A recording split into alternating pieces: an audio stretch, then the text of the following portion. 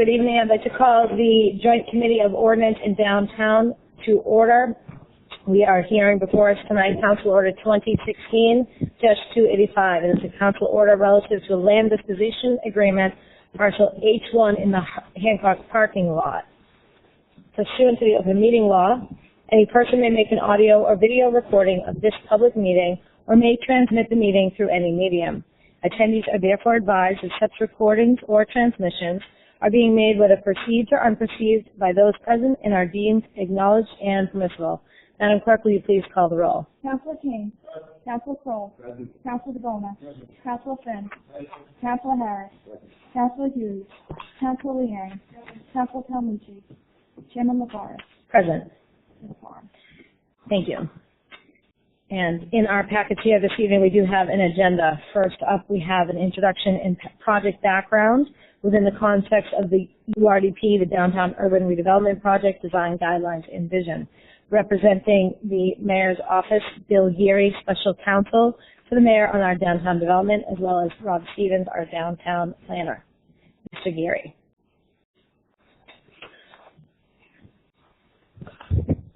Thank you very much, Madam Chairwoman, and through you to members of the committee and the council. We're pleased to be here this evening to give the background for the project which was announced nearly 2 years ago by the Mayor as one of the first projects to be undertaken in the downtown area, along with the O'Connell project and the Galvin project at Cliveden Place. During the course of the last 2 years and a little over a year that I've been involved, we have gone through a painstaking process of reviewing the options for the developers known as LBC as to the project that could be undertaken.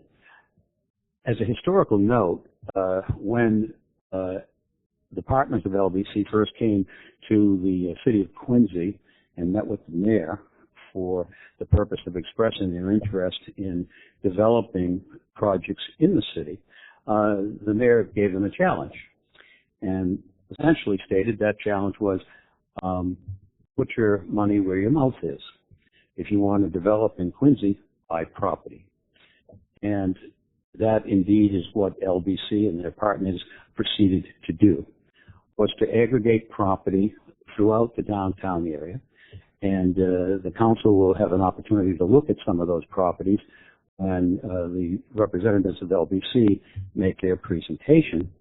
And they aggregated property both along Hancock Street and along Parking Way. Much of that property, virtually all of that property actually, was commercial property. Some of them had tenants, others did not.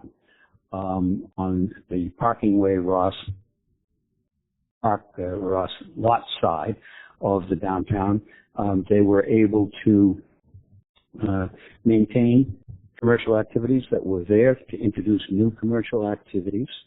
Along Hancock Street, they decided that they wanted to aggregate a number of properties for the purpose of building a project there that they would otherwise be able to build by right. They purchased properties aggregated from the corner of Cottage Avenue, traveling southward on Hancock Street, up beyond Payless Shoes and the location of the Fuji restaurant. And they had initially proposed building a project that would span that entire area. And that's the depiction you see on your screens, and the audience can see on the screen here, that was unveiled as the initial proposed project at 1500 Hancock Street. And the purpose at that time was to build a hotel. And we began talking with them about that particular project. That's when I started in my role, in my current role as Special Counsel to the Mayor. And as we looked at that project in the context of plans that had been developed for the URDP going back to streetworks, we were able to identify a number of issues that would constrain their proposed development.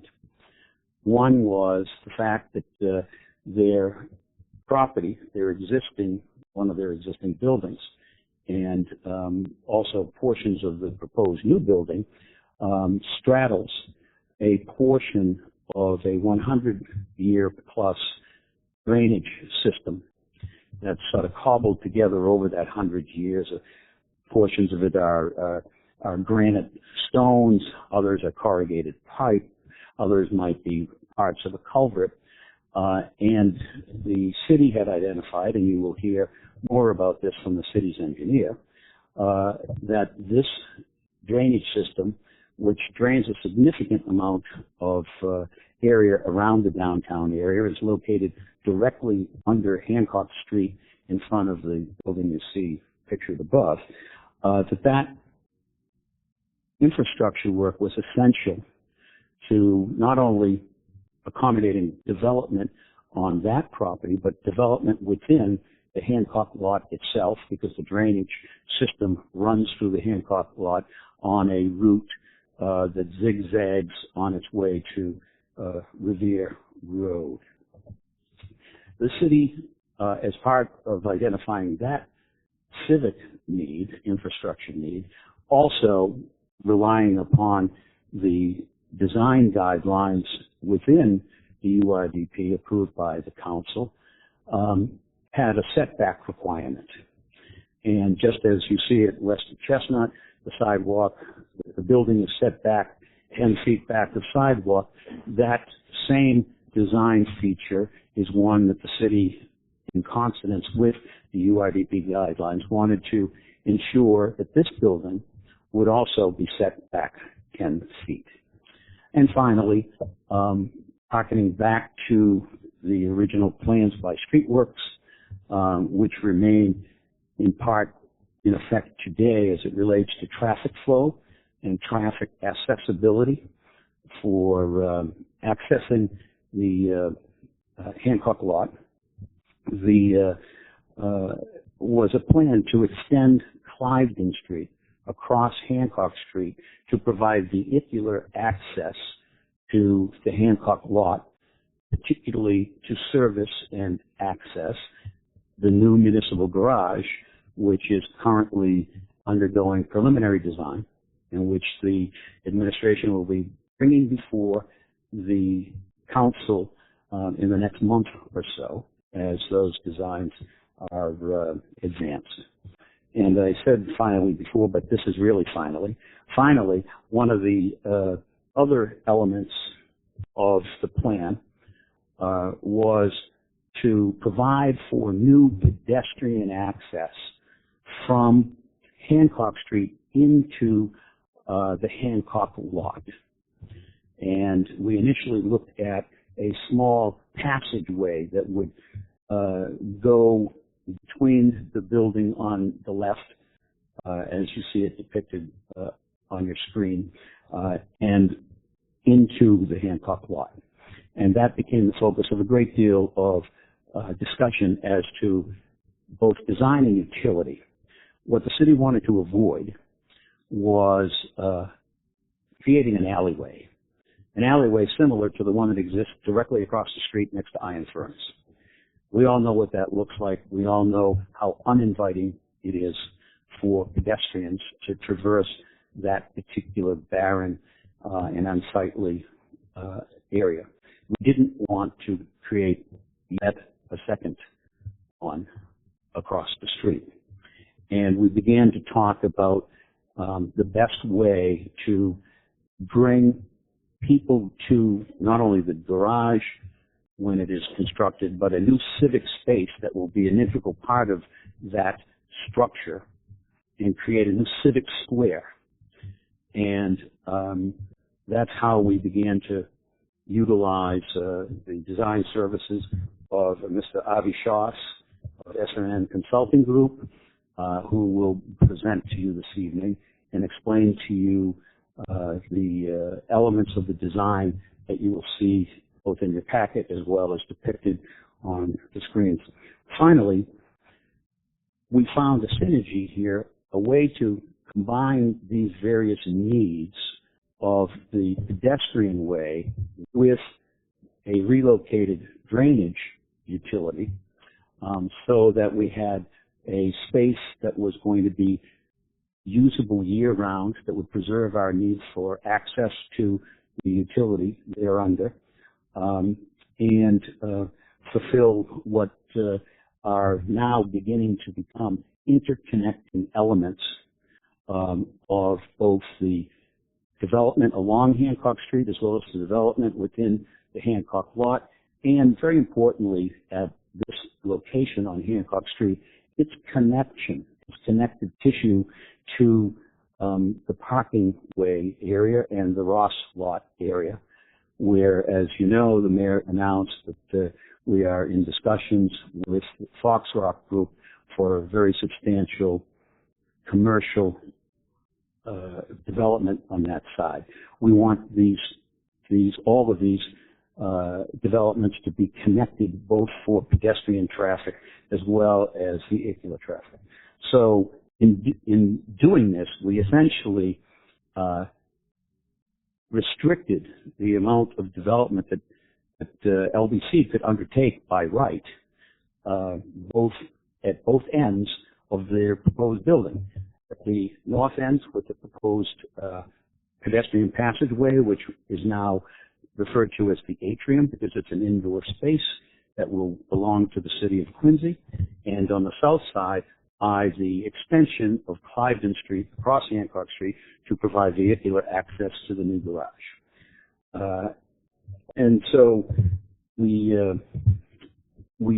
began the design of this new building. As you'll see, it took on different metrics in terms of the size of the building, and by pushing the building back into the Hancock lot, we essentially forced that result and thereby required us to look at swaps of land that would facilitate the development of their building as well as fulfill the needs we had for a 10-foot setback on Hancock Street for the pedestrian way, also known as the Atrium, at the south end of their building, and ultimately at the north end of the building, the space for a new extension of Cliveden Street with some additional open space. And you'll see on this slide and in your packet a recitation of the metrics of those square footages. So in essence, we asked LBC to accommodate all of these public needs that we wanted to assert on behalf of the citizens of Quincy, and they did so. And in doing so, I think they will agree that we came up collectively through this charrette process, negotiating process, with a exciting project, a better project, a project which is going to provide new civic space for the citizens of Quincy, which is going to be, as I said before, connective tissue to new outdoor civic space that's going to be part of the garage project. That was the result of that process, and you'll be hearing more about it through the presentations. And finally, the other issue was that, as you all know, LBC operates a small hotel, a suites hotel, that's adjacent to this project. And indeed, the original proposal was for that small suites hotel to share a lobby with the proposed new project. LBC, throughout this process, was conducting its due diligence in an effort to determine whether market conditions existed for a new hotel in downtown Quincy. That notion had been embodied within the prior streetworks proposals, and LBC retained services of a well-known hotel consulting firm to determine whether or not there was a market for a large hotel within the downtown area. And the results of that review was that there was not yet, as of this date, still, a market for such a hotel in downtown Quincy. Augmenting their efforts through the consulting firm, they contacted the several flags, several major hotel chains, and interacted with them directly. And they came back with the same answer. They indeed even entered into a agreement with one of those flags, and they went through the process of determining what it would require them to do to accommodate the request of the chain. And once again, it came back that there wasn't a sufficient market for such a use, and therefore, in their quest for financing for this project, they were unable to finance it. It was non-financeable.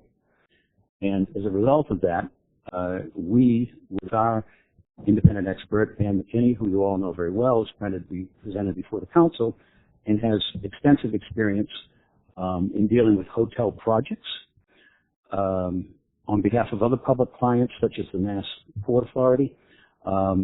With her knowledge of the hotel industry, she also ascertained that there was not a market sufficient to obtain financing for this project in the downtown. So we also looked not only at a pure hotel, but we looked at a hybrid, where a certain number of units, as you see in places in downtown Boston, there are some hotels that have a combination hybrid residential and hybrid hotel. We looked at that template, and unfortunately, that template did not work either. Consequently, the developers have come forth with a proposal for a residential project of 171 units, 36 of which will be convertible. In the future, I said convertible, were convertible to hotel units if there is a market for such units in the future. Attached to the agenda that I just outlined is a fact sheet which contains a number of the salient facts related to the project, and we'll be more than delighted to respond to any questions you may have. With that, I'd like to introduce the team from LBC to explain the investments that they've made in the city of Quincy in terms of the tax revenues that those properties that they have purchased yield to the city, as well as not only through property taxes, but through the hotel tax that their current hotel operation generates. And they will respond to any questions you have. So with that, I'll ask Mr. Alex Matov, the designated redeveloper, one of the three designated redevelopers and an equity partner of LBC Partners, and Jonathan Miller, who is the project manager for this project.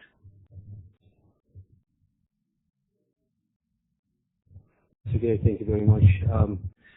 On behalf of LBC, would like to, and my partner, Avi Shoss, who's here in the audience, would like to thank the administration and the City Council for a great opportunity to be part of this amazing vision for downtown. We have started our journey here in Quincy about 2.5 years ago. We immediately recognized the potential and need that the city has. Within that time, we acquired approximately over $20 million worth of real estate properties within the downtown of Quincy. I'm proud to say that today in taxes, we are paying over $500,000 a year, and with a new project, that number will be over $1 million a year. With this, I'd like to introduce you to Jonathan Miller, who is a young, talented gentleman who is the project manager for this project, and he will be able to let you more into the details of the project itself. Thank you. Thank you, Alex. Thank you, councilors, the administration, and everyone working with the redevelopment team. We've been here for the last 2 years now in Quincy, and we've seen a huge transformation. We've been working with the city's team to try and fit within the URDP number 4, as well as the ever-evolving master plan for the Hancock lot. We started with Nova, which was a 28-room boutique hotel, and we took that from what was essentially a blighted rooming house to a 28-room hotel. Although this does not work on a larger scale at this moment, we're proud of it and the contribution it's made to the downtown. As Alex said, we have many properties here in Quincy. They're on the chart in front of you. Most of them are on Hancock Street and on Parking Way. This new building, we've been working day in and day out on, and what's in front of you tonight has been a collective effort between us and the city responding to the issues with the first project. We spent $2 million in soft costs to date, out of pocket, developing this building program, and we're very proud of it. We hope that you share our enthusiasm for tonight. And with that, I'm going to hand it over to Avi Shoss to talk a little bit about the building itself.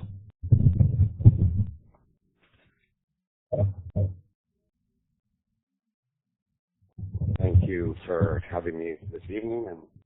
And I think that Bill and Jonathan and Alex's beginning, they've touched on most everything. Now just to jump to the building itself and the impact that this is going to have on Hancock Street and the development of downtown Quincy as a whole.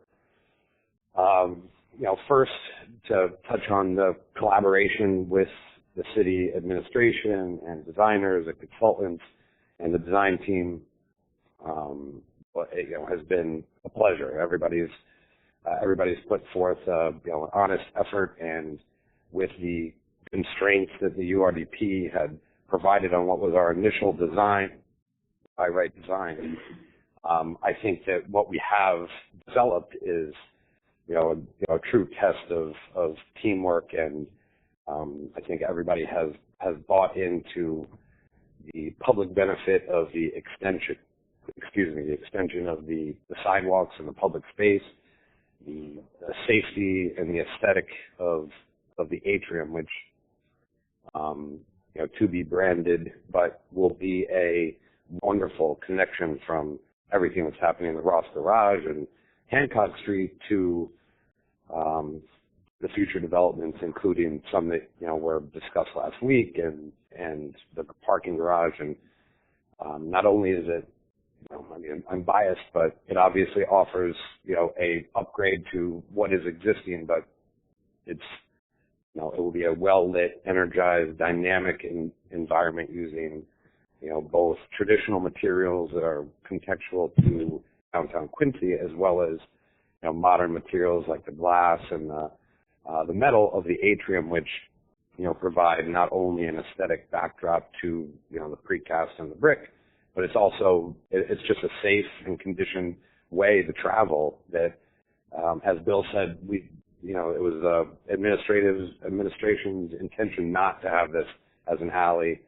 and I think that what we've created is, in essence, a galleria, something that you would see in major cities throughout the U.S. and even Europe, where people aren't just passing through. There's access to restaurants and a lot of vibrancy that is proposed. So so now to get into some of the specifics about the building, and I know that there's a lot of people to talk, so I'm going to try to keep it quick. But a mix of precast, concrete, brick, and really nice traditional materials paired with some more modern glassy metals and panelized systems, I think will not only complement what's there, but also complement what's to come in the future. And whatever redevelopment comes, this will play a role in setting a tone as a really important component to all the future developments.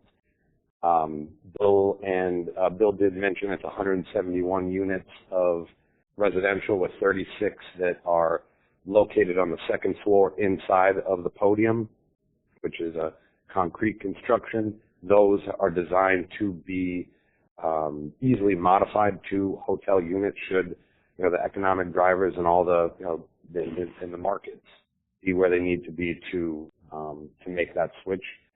Obviously, economy or market driven. There's 15,000 square feet of commercial space on the first floor. Right now, we have 4 tenant spaces. There are a lot of interested tenants for the restaurant space, which is right directly adjacent to the atrium.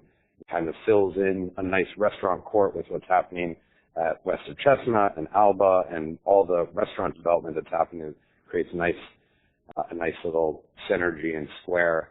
That, along with the additional sidewalk space, just is going to provide a really nice walking, connective tissue or connective fabric from what all the development that's happening. So, with that said, we can scroll through some of the other photos. A nice night shot, obviously trying to highlight not only the building itself, but the vibrancy of the atrium, the safety components of the lighting, the nice features there. And I guess I am going to leave it at that, and I will turn it over to. Oh, I'm sorry. So here's the interior shot of the atrium, which actually shows some of the permeability between the Hancock building, retail lobby, the atrium, the passage that a pedestrian would take from Hancock to the lot. Mike Fabiano from Highpoint will talk about the landscape and the features, exterior features outside of this. And as Bill mentioned, you'll get to hear about what is proposed for just across the road in the next month or so. So with that, I'll turn it over to David White. Thank you. Just a follow-up to Mr. Shoss's comments, because I think it's important in terms of the feedback that we've received from the council in our prior presentations with respect to the prior LDA for O'Connell. We've all talked about the need for economic activity in the downtown. That by necessity, obviously, these first projects that have been discussed have been residential in nature, really introducing in this section of the downtown a new residential community that didn't exist over the course of the last 50 or 60 years. But we are earnestly trying to make this mixed use work synergistically, and the commercial activity is critical. Both the proposed activity that's going to occur over on the Ross side, as well as saving or restoring, if you will, commercial activity along this stretch of Hancock Street. All of those buildings that were replaced or will be replaced had commercial activity at a lessened area over the course of the last number of years as blight began to afflict the downtown. In this scenario, they are replacing with this new building under constrained circumstances virtually as much retail space, as much commercial space on Hancock Street that previously existed, even with that 10-foot setback that they had, 10 foot of valuable commercial square footage that they lost. The other aspect here that's important is the design of the building as it evolved required this building to have 4 faces, 4 fronts. So this atrium, as you see it, is going to be looking out on a new civic space that is in front of the new garage. There's the side that's going to look out on Hancock Street, and then there's a side that will look out on the new Cliveden Way extension. So we are heading in the direction of maximizing as much as possible in this project and in future projects the availability of commercial and retail space on what I like to call Quincy's Main Street. So with that, I'm going to ask the city's consulting engineer, David White from Woodard Curran, and Mike Fabiano. I'll let them decide how they're going to present. But the next slide you see will relate to the infrastructure work, which is not sexy but necessary. It's indispensable, and we know how much chaos sometimes infrastructure work can inflict on a busy area like downtown Quincy. And one of the beauties of the legislation that was enacted is that by being able now legally to have the designated redeveloper do this work simultaneously with the work they're going to do on their own project, and in this instance, almost as a precursor to the work they're going to do on this project, it will be more expeditious and more cost-effective for the city of Quincy. With that, I'll ask Dave White to step forward. Just while you're coming up, I think we should start this out, but our intent tonight is to get through a preliminary presentation by the project team. We do hope to have opening questions by some of the councilors along the way. We will have a hard stop at 7:30 and subsequent meetings to be scheduled. So we definitely want to get through as much of the initial presentation tonight as we can. So thank you. I will make the call right now. I was just going to present on some of the landscape treatments, but I think in the interest of time, I'll defer to David to talk about the culvert activity, which was the public improvement project, and then we can circle back if people have questions about the site amenities for the Hancock corridor or the drop-off zone.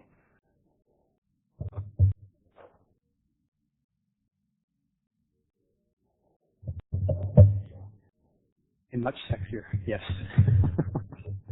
I'm going to talk about the unsexy part of the job.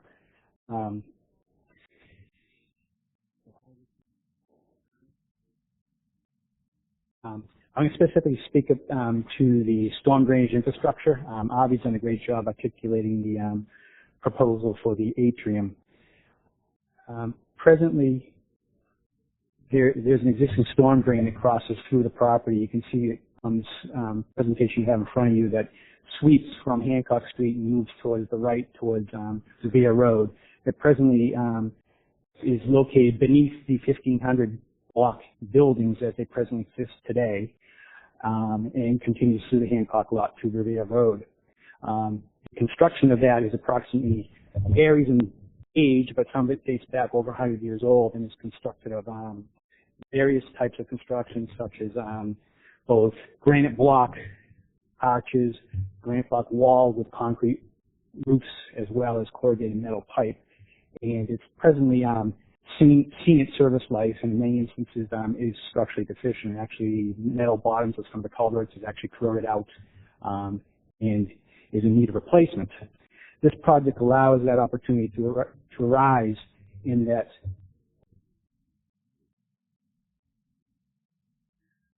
on this slide here, you can see where the salmon rectangles where the atrium is located, and we're going to take the opportunity to relocate that brook to the position where the atrium is now and extend that through to the back of the Hancock lot.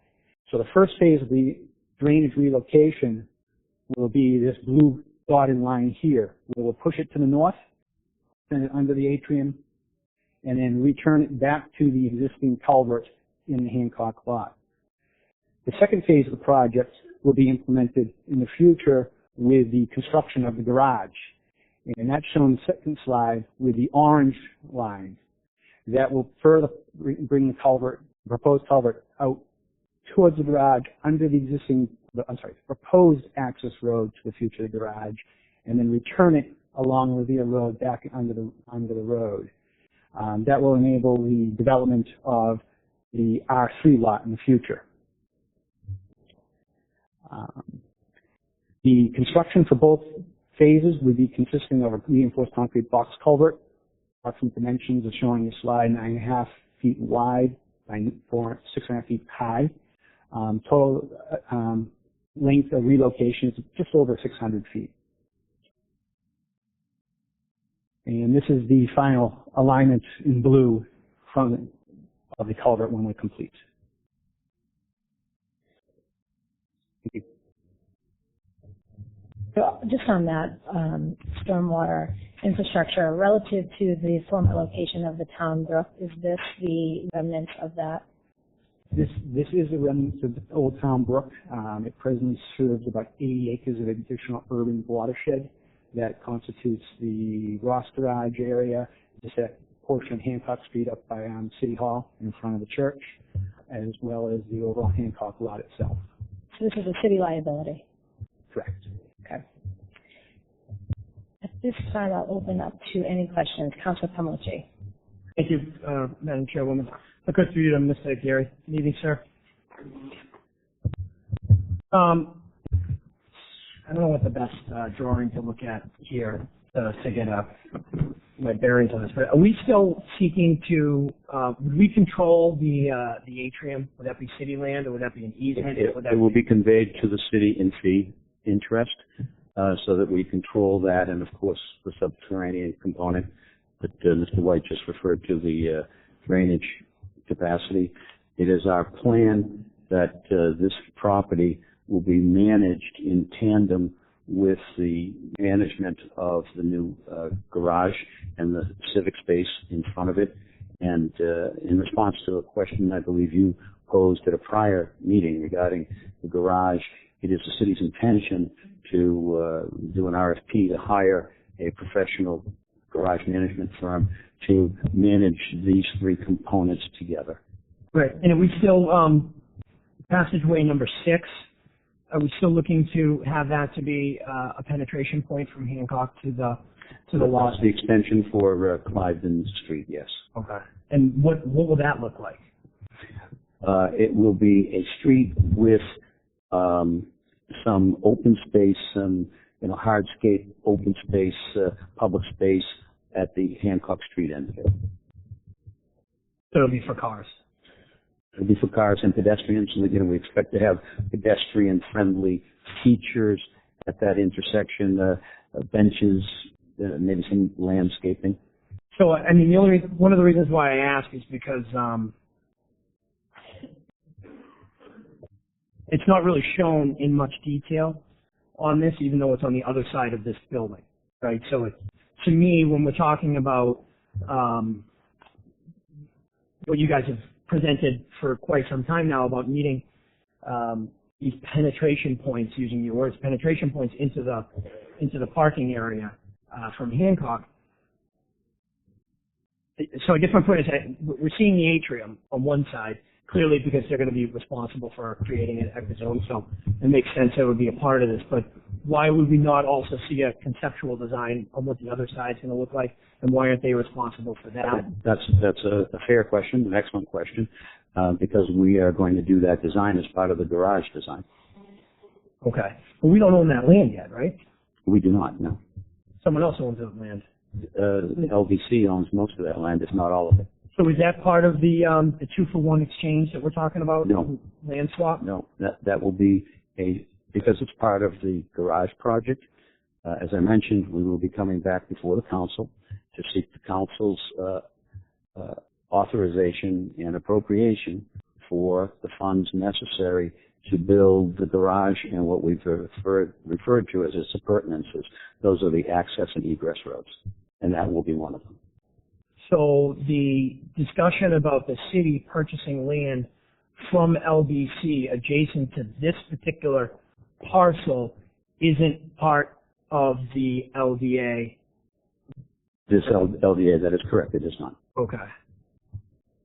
So arguably at some point it'll be either part of another LDA or part of a straight out purchase from the city to LBC? It will be part of a straight up purchase as part of the administration's request to the City Council for authorization and approval of the garage and all of its appurtenances. Okay. I'll leave that for now, but that'll be a point that I trust you and I will get into in greater detail, either in council or in the interim. So this is a hotel project, no longer a hotel. It may be a hotel at some point in the future if it becomes feasible, right? That's correct. So with that being said, it's always been proposed that a hotel was necessary to help revitalize the downtown area. Are we seeking to have a hotel built at another site in the downtown district? Not at this time. However, it is a prospect, and once again, as you probably know well from your prior experience with Streetworks, it was part of the Streetworks. I think it's 2 hotels. Proposals, two hotels. I think one on each side. Yeah. However, the market dictates that, and the market at the moment, and for the 2 years that they've been looking at it, and the 1+ year that I've been looking at it within McKinney, the market does not exist for it currently. And we do know that on the north side of the city, a 168-room Marriott, residence by Marriott has been approved. So there are other areas in the city where there may be opportunities for hotel development, but right now not in downtown. And what we do hope, because of the commercial nature of the prospective development on the Ross side, that will be the beginnings of a potential market for the type of business, in part, that Nova Suites actually conducts currently. Okay. Now, how many of the 171 units, that's fine. I mean, it's a very dense project, but I think density makes sense in certain places if you have a lot of space, or if you're in a downtown urban area with access to the MBTA.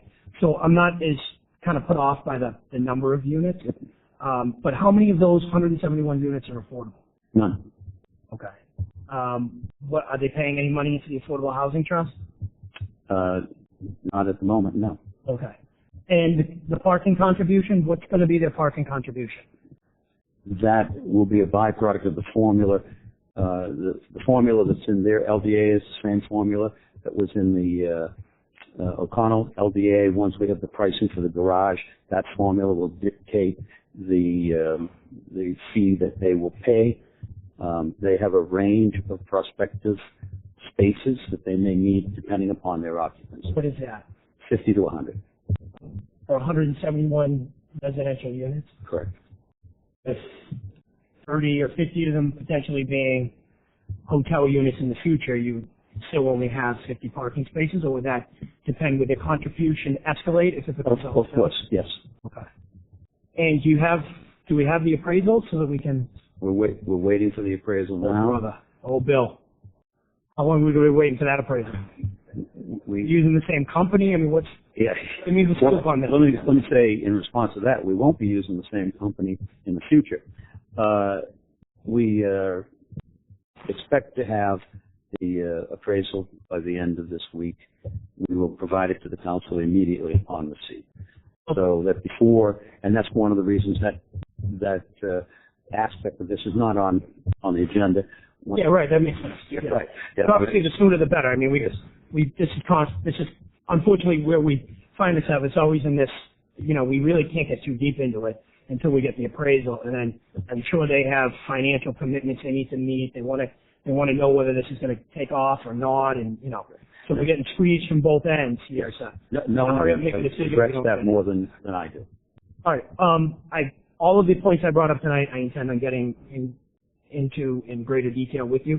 Those are kind of just my top of the highlights of what I think I'll be looking at specifically with this. And I know we have limited time, so I don't want to take up any more time if other folks have questions or comments. But thank you for the presentation tonight. I look forward to getting some additional information from you in the future. Thank you, Councillor. Always a pleasure. Councillor Liang. Good evening, Bill. Thank you for taking the time to come and present tonight. I've had 2 questions for you, and I know, again, this is very preliminary. So if you don't have the answers tonight, if we can follow up and present them at our next committee meeting, that'd be great. The first one is on the conversion of the 36 units to possibly make them hotel rooms. What do you foresee as the procedure for that? Because there's an estimate here on contributions to property taxes, and I imagine that that would be based off of what we're going to charge per unit. But if we then convert that to hotels, then you're now talking about not a steady monthly income from rent, but rather what your income is going to look like from people going in and taking out those hotel rooms. So what do you foresee as a procedure of determining how many of those units will convert into hotels, and what does that process look like? Well, in the first instance, it will be whether or not a determination is made, whether there's a market for it. As to how it affects the valuation of property, quite candidly, I would defer to the city's assessor. The most immediate impact that it would have, I think, in terms of revenue for the city, would be that it could charge the hotel tax. And indeed, as small as Nova Suites is, and it's only 28 units, they do have very good occupancy, so that they are developing and cultivating a database as to the likely uses for this type of hotel. They paid last year $55,000 overall in the aggregate for the hotel tax. So do we imagine that it's going to be, 5 units come off and now become hotels, and then a couple months later we assess and then 5 more units? Is that going to be? Oh, I see what you're saying. Yeah. I would defer to LBC because that's really a management issue. I would say that in terms of their construction, for the most part, in constructing the building, they will have a template, if you will, for the standard hotel room. But as Mr. Shoss said in his presentation, all of these rooms are on the second floor, and I don't know whether they have made a judgment that operationally it doesn't make sense to convert 6 or 8 or 9 on one floor that contains regular residents. I'd be pleased to have Jonathan or Alex respond to that. Okay. Yeah, my understanding again is more so, procedurally it'd be good to know and to have an expectation of when those rooms are going to come off. But like you said, Bill, the assessor's office would know more financially what that impact is going to look like over time, correct? Okay. As a step in that direction, we would dedicate the entire second floor, which is 36 units, plus the existing 28 units of the existing hotel part. Thank you. Bill, just one last question for you. So I know that Councillor Palmucci touched on the garage, and that's a conversation we're going to have. You said that the cost of the garage is going to come before us in when? A month? We're hoping to be before the council in April with a presentation on all the elements of the garage as it relates to the costs, the prospective costs. As I said in the past, we've instructed our consultant to give us alternative options as to the number of parking spaces predicated on what we judge to be market demand. We are conducting, as part of the preliminary design, a follow-up traffic study from the traffic studies that were conducted in the past, predicated on the new data we have as it relates to the development projects that have come before the council and been approved by the council. And the architectural elements will come before the council. The elements of the civic space, space that will be designed to draw people to that space as an energizing factor for downtown, both for the new residents who will be living in the downtown, as well as visitors, and hopefully a new cadre of workers who are going to be working in the downtown. So all of those issues will be before the council, and of course the cost factor will be before the council, and the cost factor will be predicated on the different options and alternatives that will be contained in the study and reviewed by the council.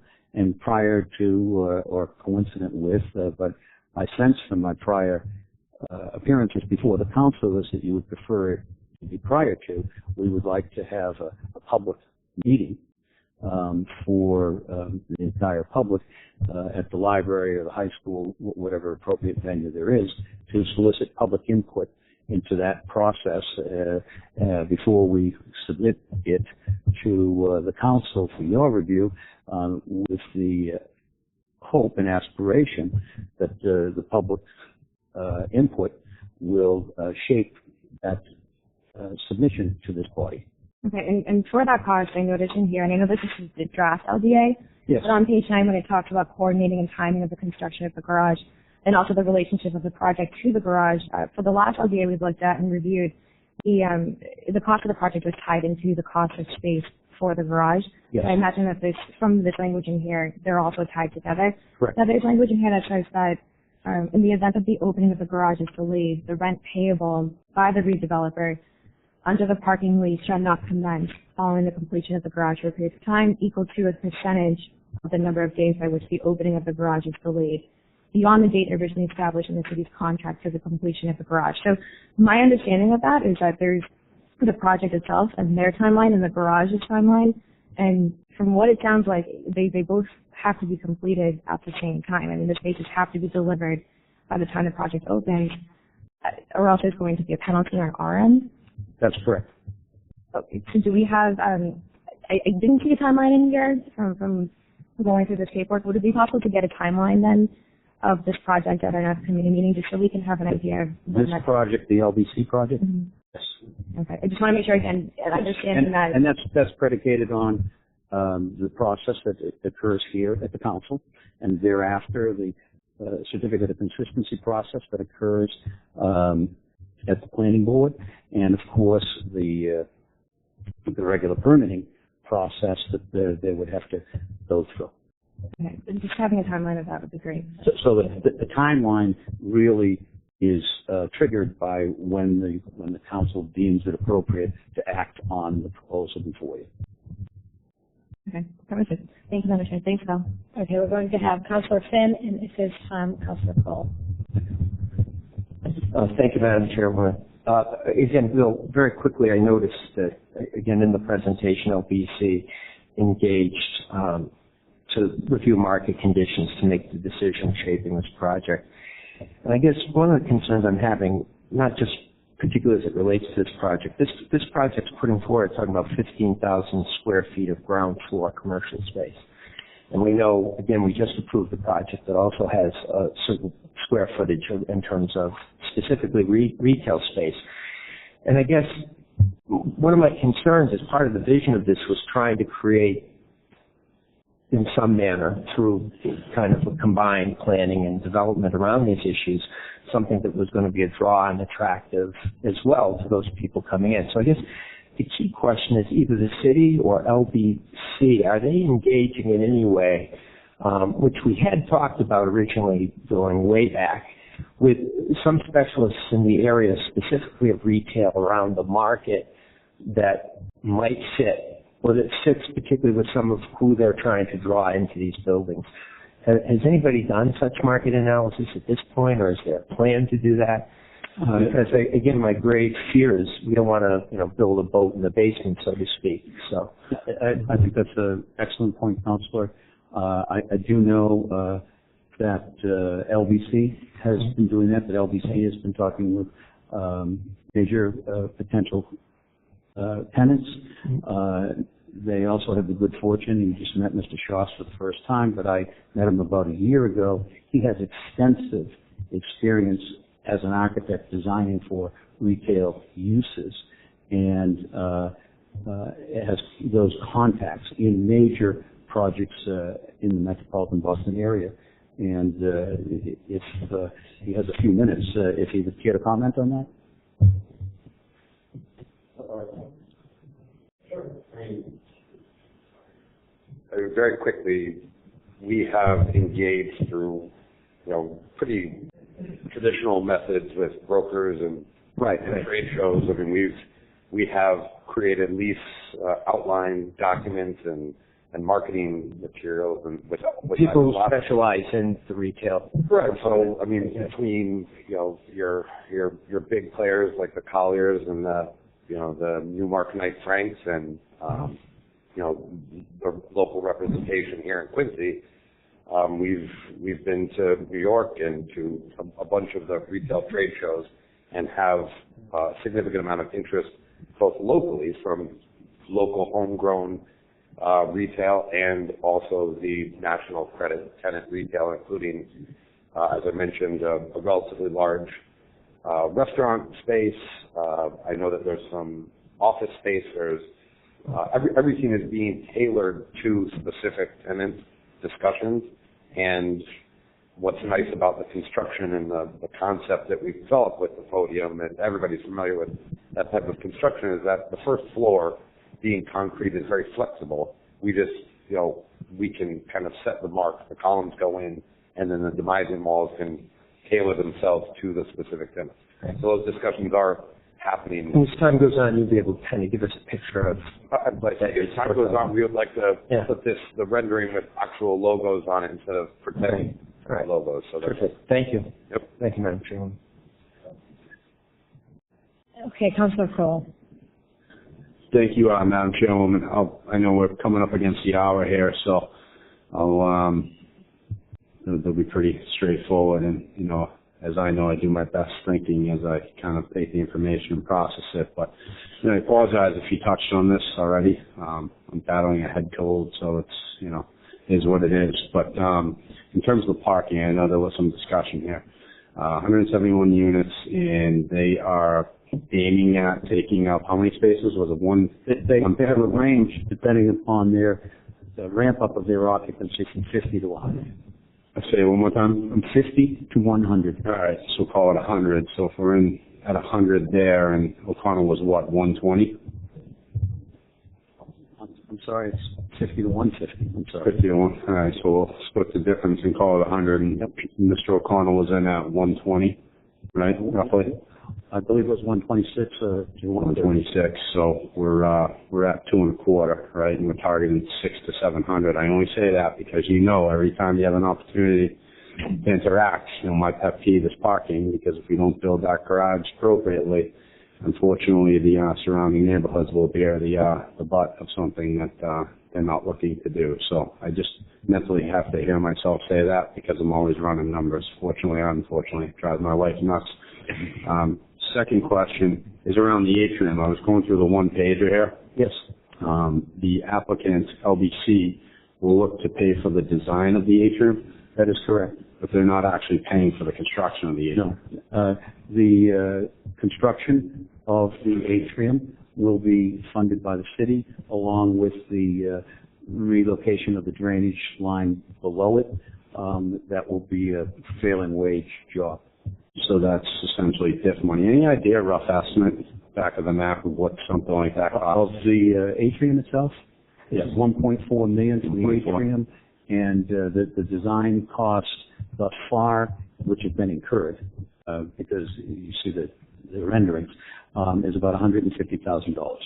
And the drainage line underneath, I know that the gentleman went through that in pretty great detail. Will that be subsidized by the applicant, or no? That's the ball rolling on that. City responsibility. All right, because I heard that and it stuck out to me, because I knew that DIF was always targeted at underground infrastructure, so I thought it would be somewhat of an anomaly if the applicant was looking to pay that. So essentially, the city, outside of getting a high class development, at least with the charrette show, will get a contribution to the design of the atrium, and obviously a commitment for X amount of parking spaces, which helps subsidize the cost of the garage. Correct. And what else am I missing?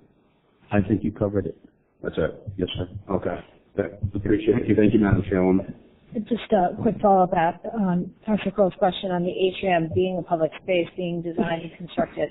That also means utilities, maintenance, operations going forward will all be at city expense. That is correct. And as I said, we're looking at this holistically in terms of the garage and the civic space that's attached to the garage, and this space that leads to the garage.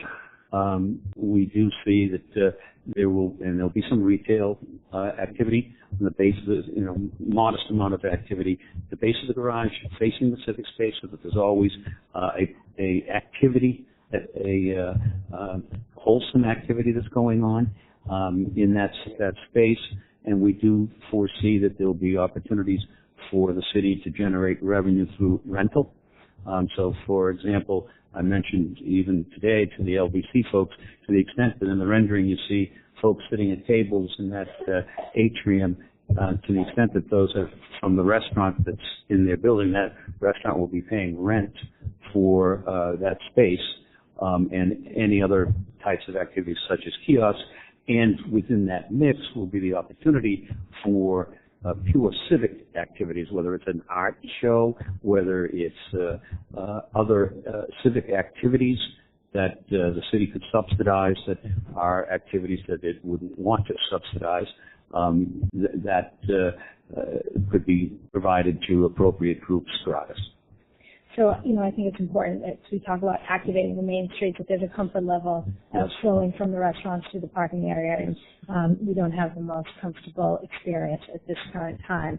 I want to thank you, everybody, for your presence this evening. We are going to continue to March 6th. That's a Monday prior to our council meeting, 6:30. So if you could let the project team know. Thank you, Madam Chair. Quick thought, Councillor Palmucci. Thank you. I appreciate it, Chairman. I know you're trying to wrap up. I didn't get that until Councillor Kroll had raised it about the atrium. So I'd asked about affordable housing. I assumed there was no art contribution. There are three things in URDP that we said, if we're going to have projects developed under this, they're going to get to skip the regular zoning process, which benefits them because people can't file appeals and can't stop their project. If they're going to take advantage of this expedited process, that the community, the city of Quincy and the residents get something back in one of three forms, preferably all three: affordable housing, public improvement, or contribution to the art fund. So in this, there is no, in public improvements, public space, something like that, like there was Market Square was something that was covered. So you're telling me that we're paying for the atrium, they're not even going to pay for the creation of the atrium themselves. I understood that they weren't going to maintain it, but they're not even going to pay for that, in addition to not paying into the art fund or the affordable housing trust fund or creating any on-site affordable housing. Is that correct, as it stands currently? As it stands currently, you are correct on affordable housing. The donation of the design cost for the atrium is a donation to art. We believe that this is an artistic embellishment for the downtown area. We call that their, 5% of hard construction costs? 1% of hard construction costs. So I want to see the design bill for the atrium, and I want to see the projected hard construction costs to find out if that matches up. But I didn't mean to cut you off to finish. Okay. And the city wishes to control that property in fee for programming purposes and for purposes of access to the subterranean infrastructure. But arguably, that's part of the 2-for-1 exchange of the land, the 5,000 square feet that they're giving us versus 10,000 square feet that we're giving them, right? Well, it's also predicated on what the appraiser finally comes back with as to the value there. Okay. All right. I just for the record, that's going to be a hurdle that someone's going to need to get me over. That there's no real contribution to public space, and the fact that they're not paying for it, there's no contribution to the art fund. I'm willing to be persuaded that the hard cost is going to equal the design for this atrium, although I doubt it. And then also, I don't know that I'm prepared to make that representation at this time. Okay. So, Council Palmucci, I will say on our fact sheet, it does say park developer paying for design and other public space as a contribution to public art. In the rear of the property, we haven't delved into that. There is another public, looks like a pocket park. We haven't got into that yet. Like Council Palmucci, I'm a strong proponent of public art. I think when we looked at the original design guidelines, we envisioned, a sculpture walk and not architectural elements as we've seen. Now, I will concede that architecture is art. I think what we were envisioning in progressing our community forward and embracing and enriching the arts in our community hasn't really been aligned with the LDAs and the projects coming forth. We understand flexibility, but I agree. I definitely will look into that if our further questions come together. But I appreciate you kicking that off because it is something we have been very staunch proponents of. So with that, I am going to recess this meeting, or during this meeting, we will continue, pick up where we left off on Monday, March 6th. Thank you.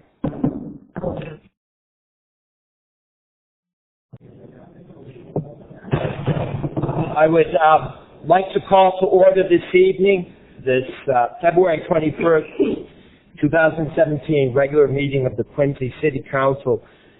Madam Clerk, if you would call the roll. Councillor King.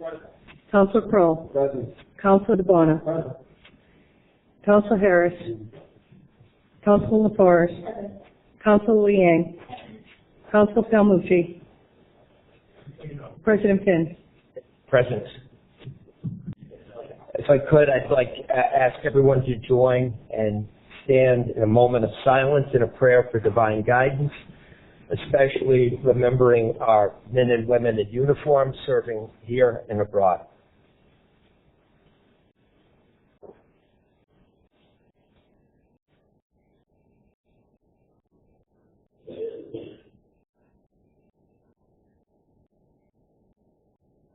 Thank you. I ask you to remain standing and join with me in a pledge of allegiance to our flag. I pledge allegiance to the flag of the United States of America and to the republic for which it stands, one nation, under God, indivisible, with liberty and justice for all. Before I do anything else, I wanted to take a moment to point out the fact that I am not Council President Kirsten Hughes. She's actually, part of her day job requires her this evening to be in Washington, D.C., and again, she's unable to attend this meeting today. The second thing I do want to do, though, is to take a moment to recognize, I noticed she's here in the chamber with us this evening, the former mayor of the city of Quincy and former city councilor, Joe Larrea.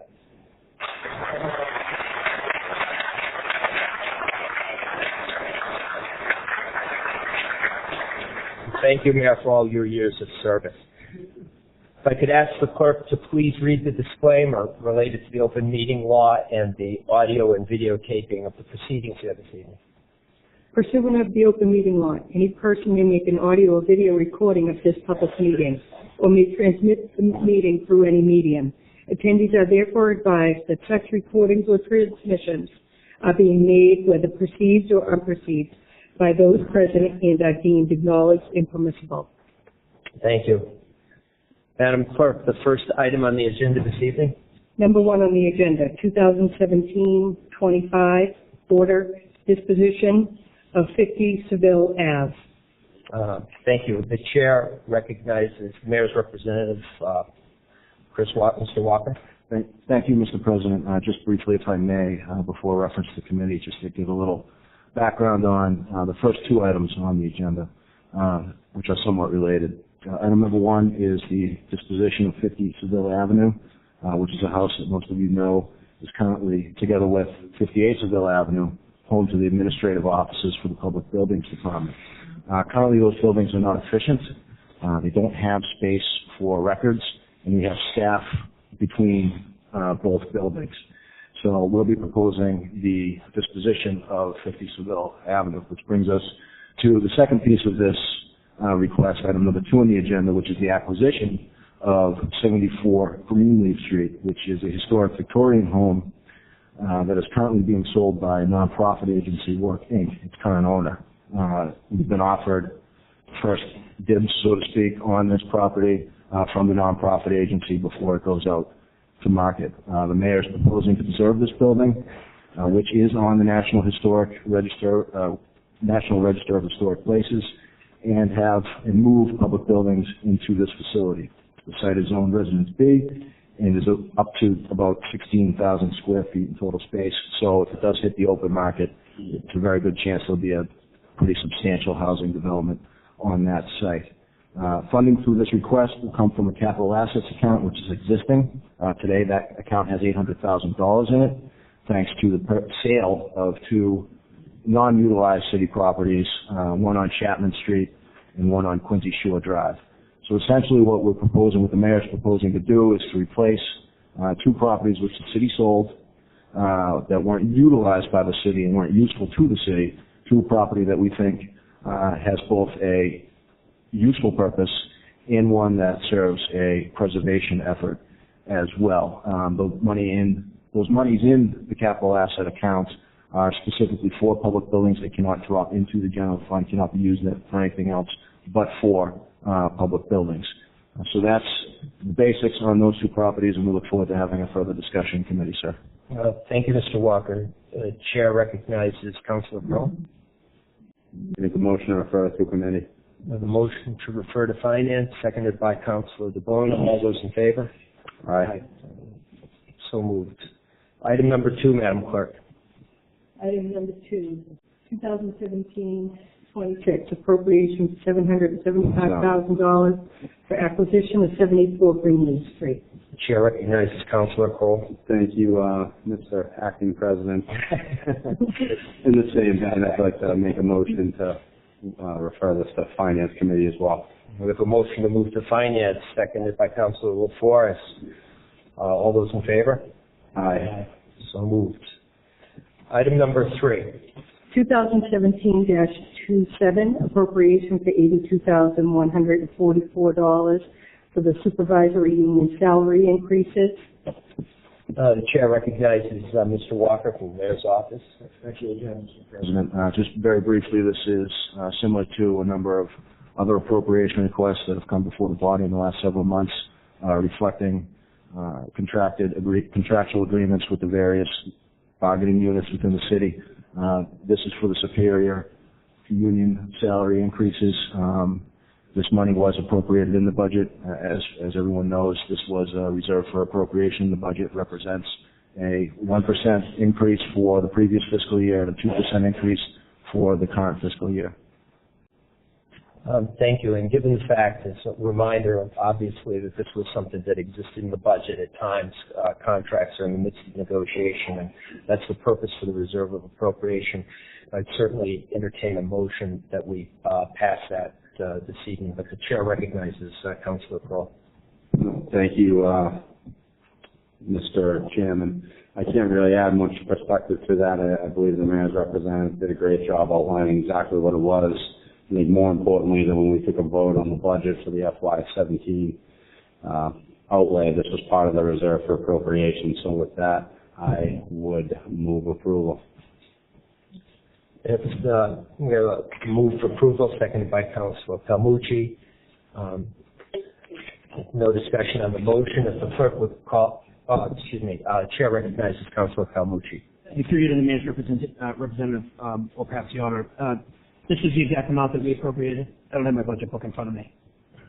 Council, there was an overall. Through you, Mr. President, I'm sorry. There was an overall number reflecting what would be needed for all of the unions based upon the projection of the 1% and the 2%. It's 82,000. That reflects that. So did we come in above, at, below the total number as we've resolved? I think this is the second or third contract that's been resolved. Yeah, we still have a few to go. We have no reason to believe at this time that we will be above the appropriation request. Again, the amount was based upon what had been cited at that time. The contracts and the contracts throughout the system are reflecting those identical increases of 1% for fiscal 2017 and a 2% for fiscal 2017. I can only imagine the difficulty of having to negotiate with the remaining unions when there's clearly an item, a chunk of money that we have set aside for the raises, to suggest you can't go to some amount when they know the budget's set aside in that amount. But it probably works the other way as well, because they know we can't, unlikely to negotiate a contract that goes above that set amount. So you're kind of shooting in the middle there, I'd imagine. I guess for you, Mr. President, I'm a little reluctant to get into negotiating tactics.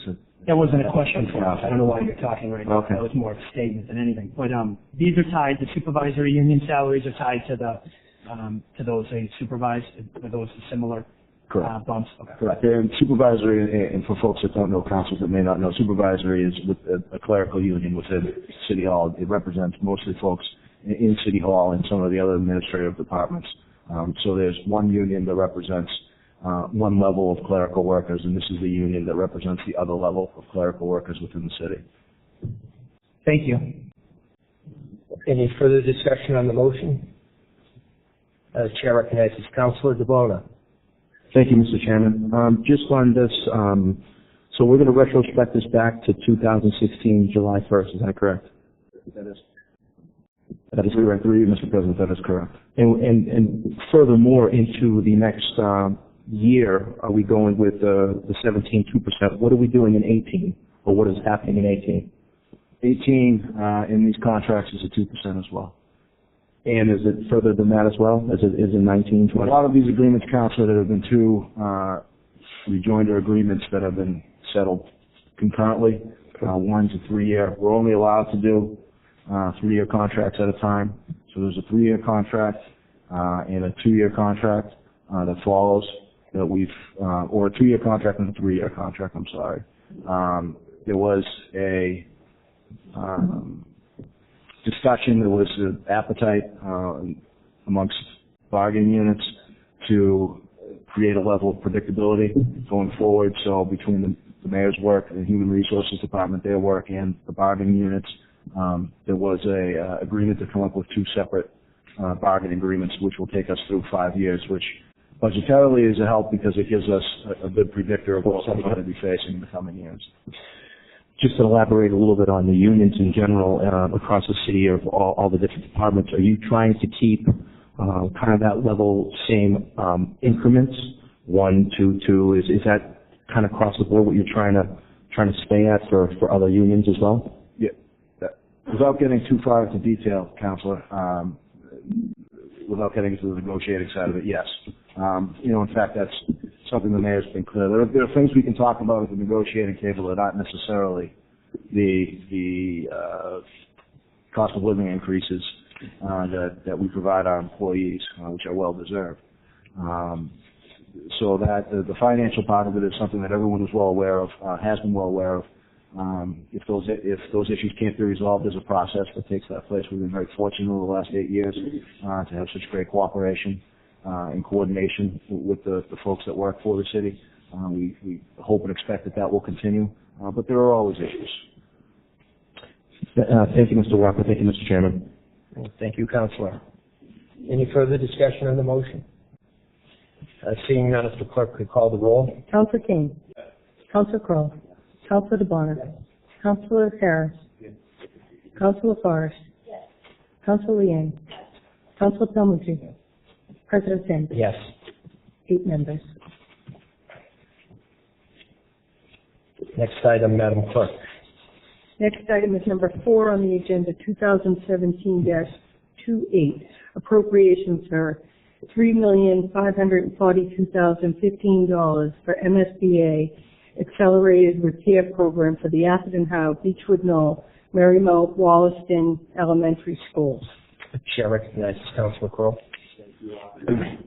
Mr. President, so this is obviously a follow-up appropriation to a conversation this body had back, I was trying to put it together a couple months ago, regarding a statement of interest for the city to go out and approach the MSBA to target these needed improvements at the school. I'll make a motion to refer it to committee under the guise of proper advertising needing to take place. So we have a motion to refer to Finance Committee and to refer for advertising. Do we have a second? Seconded by Councillor Laforest. Any discussion on the motion? Seeing none, the clerk will please call the roll. Councillor King. Yes. Councillor Crowe. Councillor DeBona. Yes. Councillor Harris. Yes. Councillor Laforest. Yes. Councillor Liang. Yes. Councillor Palmucci. President Finn. Yes. 8 members. And I wonder why I called the roll on that. That's okay. Good day. Next item, Madam Clerk. Next item is number 5, 2017-29, Ordinance Amending Municipal Code, Title 5, Chapter 5.08, Gas Stations, Section 5.08.020. It's been a motion to waive the reading by Councillor Liang, seconded by Councillor Palmucci. All in favor? Aye. Opposed? The chair recognizes Councillor Liang. Thank you. This is an ordinance that I know that we have looked at in the past on the council. I'd like to put it into the ordinance committee to open it up for discussion and advertise properly as well. So I refer this to the ordinance committee. We have a motion to refer to ordinance. Do we have a second? Seconded by Councillor Palmucci. All those in favor? Opposed? Abstentions? None. So again, move that to ordinance committee. Next item, Madam Clerk. Next item is number 6, 2017-30, pertaining to first-time home buyers program preference for veterans. The chair recognizes Councillor DeBona. Thank you, Mr. Chairman. I just want to start off by saying this resolution pertaining to the first-time home buyer program preference for veterans is very near and dear to my heart. Having had a grandfather, World War II veteran, U.S. Navy, a father, U.S. Air Force, Vietnam veteran, to have some type of program here in Quincy is very important to me. Also being the veterans chairman. I also, before I get into this, I also want to recognize George Nicholson, which is Director of Veteran Services, is here tonight. Thank you for coming. We had a meeting for the Quincy Veterans Council this past Thursday. I got a unanimous vote to move this forward. This is something that I've been working on for quite a while, for a few months now, trying to figure out how I could give something back to the citizens of Quincy that put their lives on the line. And a place for, before it was World War II veterans, it was Korean veterans, Vietnam veterans. Now we're in a different phase of Gulf War veterans, Iraqi, Afghan veterans that are coming back to the city of Quincy. This will be an incentive for them. Hopefully this will move forward and they can capitalize on this. It's pertaining basically to the closing costs of buying a new house, buying a new condominium. And I'm going to go into the specific points here, how important it really, really is. And some of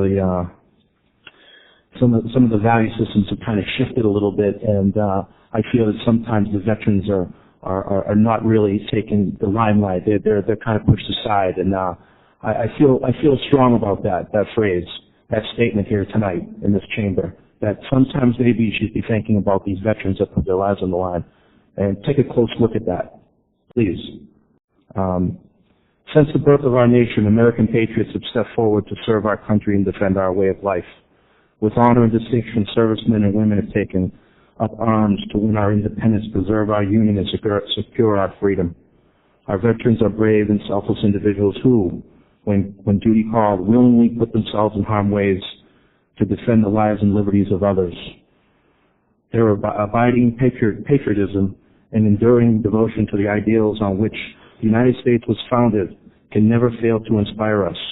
Serving as teachers, engineers, government employees, parents, and other important capacities, these patriots have made contributions to civilian life that serve us as a testament to their dedication to the welfare of our country. We have a solemn obligation to serve our veterans as well as they served us. Therefore, be resolved that the Quincy Affordable Housing Trust Fund Committee and the Quincy Home Consortium are urged to alter their existing first-time home buyer program regulations to include a veteran's preference that would waive the closing costs for all veterans of the U.S. Armed Forces, active duty military, and spouses of all those killed while on active duty. Thank you. And that the Planning and Community Development adopt the Mass Housing's Operation Welcome Home program. I'd like to put that in the form of a motion. We have a motion from Councilor DeBona, seconded by Councilor Laforest. Yeah, I'd ask, please, no more seconds from the body. I have enough time keeping track of these folks here. Seconded by Councilor Laforest. The chair recognizes. Thank you. Councilor Finn. Councilor DeBona, thank you for bringing this forward. Councilor Finn and I both serve on the Affordable Housing Trust Fund. We actually have had a meeting with Mass Operation Home Fund probably a month ago and actually have this procedure moving forward already in our committee. So I know Councilor Finn and I were at that meeting. I know our planning director is not here this evening, but this is something that has had some forward progress already by the committee. So I just wanted to report that in. And I believe Reverend Bennett, did I see you in the audience, is also a member of our Affordable Housing Trust Committee and always a strong advocate. So thanks for your presence this evening. I'd like to second the motion. Chair recognizes on the motion, Councillor Palmucci. Thank you. Obviously, good job to Councillor DeBona, well put statements about the purpose of what we're doing. But is this, and I'm not trying to be a fly at the picnic here, but is this something that needs to be done? I mean, is there a wait list, or is there veterans being turned away? Okay, so there's actually funds available for anybody right now through the Quincy Home first-time home buyer program. So there is no pending anyone being held up currently. And for more information, call the planning department directly. Sean Glennon would probably be the point of contact. Okay, thank you. I would like to point out that Mass Housing has a specific process, which again Councillor DeBona has referenced in this, in terms of the Operation Welcome Home program. And essentially what it's doing is it's really covering the closing costs, specifically through a deferred type of loan that they can enter into as part of it. And again, just provides a greater opportunity because again, even in the first-time home buyers, in terms of getting the financing is still the critical piece. And I can't remember exactly, but it's very little that actually has to be put down in relation to the Operation Welcome Home program, which makes it well suited, particularly to veterans who might be returning, and this is their first home buyer opportunity. Thank you, Mr. Acting President. You can leave out the acting. Mr. President for a day. I actually used this program when I bought my home in Quincy when I was a first-time home buyer. It's very helpful. I think anyone who goes through that process, buying their first home, you are literally clawing together every penny you have in the world. So even programs, especially programs like this, help a lot. They go a long way towards being able to achieve home ownership. And we often talk up here, or I often talk up here, as do some of my other colleagues, about the importance of affordable housing in the city of Quincy and how that is becoming a rarer and rarer thing. We just talked about it with the downtown development presentation earlier. So programs like this, I think, are just of the utmost importance, and we should be making them available to, obviously, to veterans. That's fantastic, but to everyone who wants to own a home in the city of Quincy, because it's that security in knowing that you are going to live somewhere and stay somewhere and plant your roots that makes our community great, and you can really set up stakes and raise your family and grow with the community. So it's a great effort by Councillor DeBona. I'm happy to support it. Thank you, Mr. President. Well, given the fact that this is a resolution, I have particularly no difficulty if we want to vote and pass this evening and refer it to the Director of Planning and Community Development as well as to the Mayor. So, any further discussion? We have a motion to pass by Councillor DeBona, seconded by Councillor Laforest. Seeing no further discussion, so clerk would call the roll. Councillor King. Yes. Councillor Kroll. Yes. Councillor DeBona. Yes. Councillor Harris. Yes. Councillor Laforest. Yes. Councillor Liang. Yes. Councillor Palmucci. Yes. President Finn. Yes. 8 members. Thank you. Thank you, Councillor DeBona. The next item, Madam Clerk. Number 7. Objection. 2000. Okay. All right. We have an objection, which means that the matter cannot come before us, that it will be tabled until the next meeting. And again,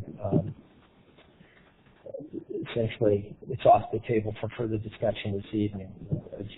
Again, our rules of the council allow for any member to object to something coming before us, and I have long, even when I disagree, fought to protect that right. So, next item, Madam Clerk. Number 8 on the agenda, 2017-32, resolve creation of a special access revenue account inside. Chair recognizes Thank you very much, Mr. President. Through you, this is basically a resolution. This is a follow-up to some of the discussion that we had pertaining to the downtown and the financing thereof. In particular, what I was citing was a report produced by RKG that essentially showed a surplus in DIF revenue.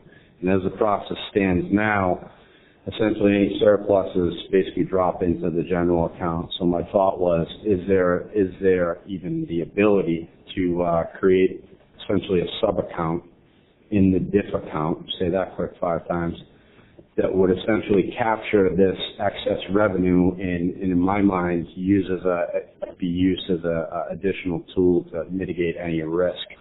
I mean, as we all know, when you undertake a large construction project, for example, the financing of a parking garage to the tune of anywhere $30, $40, $50 million, there's assumed and unassumed risk. So my thought was, I just wanted to follow up on the point I had made when we were having the discussion, to see if there's been any advancement in terms of getting to the bottom of that. I don't know if Director Kavanaugh or the auditor have anything to add to that, but I just wanted to keep the conversation going because there was a noticeable amount of excess positive revenue. I don't know, does anybody have? Nobody said? The auditor wish to comment? I have had a conversation with the Director of Municipal Finance, and we have been in touch with the outside auditors to discuss the possibility of this. To date, we have not received any word back from him. So once we have some specifics, I will get back to the council. Thank you, Madam Auditor. You're welcome. And you've been a pleasure, like always, to work with in on this particular item. But again, I would ask my colleagues for their support because the way I feel is it's just another tool in the city's toolbox to help protect the interests of the taxpayers. So with that, I would move passage. Motion to pass a resolution seconded by Councillor Palmucci. This to be referred to finance and to the mayor's office, rather. The mayor and to the... we referred to the Director of Finance. Director of Finance. We need to go to committee to follow up. Well, again, in order for it to be in the calendar so you can follow up later, it probably should be referred to Finance Committee. Thanks. On the motion, Councillor Palmucci. So I have a question to ask, but are we voting on this tonight? You seeking to vote on this tonight? Right? It's my understanding that he wishes to, yeah. But again, because it has something that we're asking to be done, it should be in before us. Referred, yeah. Right. I just want to ask, perhaps to the auditor. So the DIF account. First of all, I think this is great. It's about mitigating the risk, which I'm a big fan of when we're talking about anything to do with the downtown. Anytime we can mitigate the risk of the taxpayers' money, we should be all over it. But and that's why I support it. But the DIF account, it's essentially almost like a fictional. We've created this geographic boundary that we call the DIF district, right? And then we, is there actually, do all the tax revenues actually go into the account, or they go into the general fund, and then we keep track of what is coming out of the DIF area, and we call it the DIF account? I believe what happens is the DIF within the DIF district, the revenue that is generated goes into the general fund.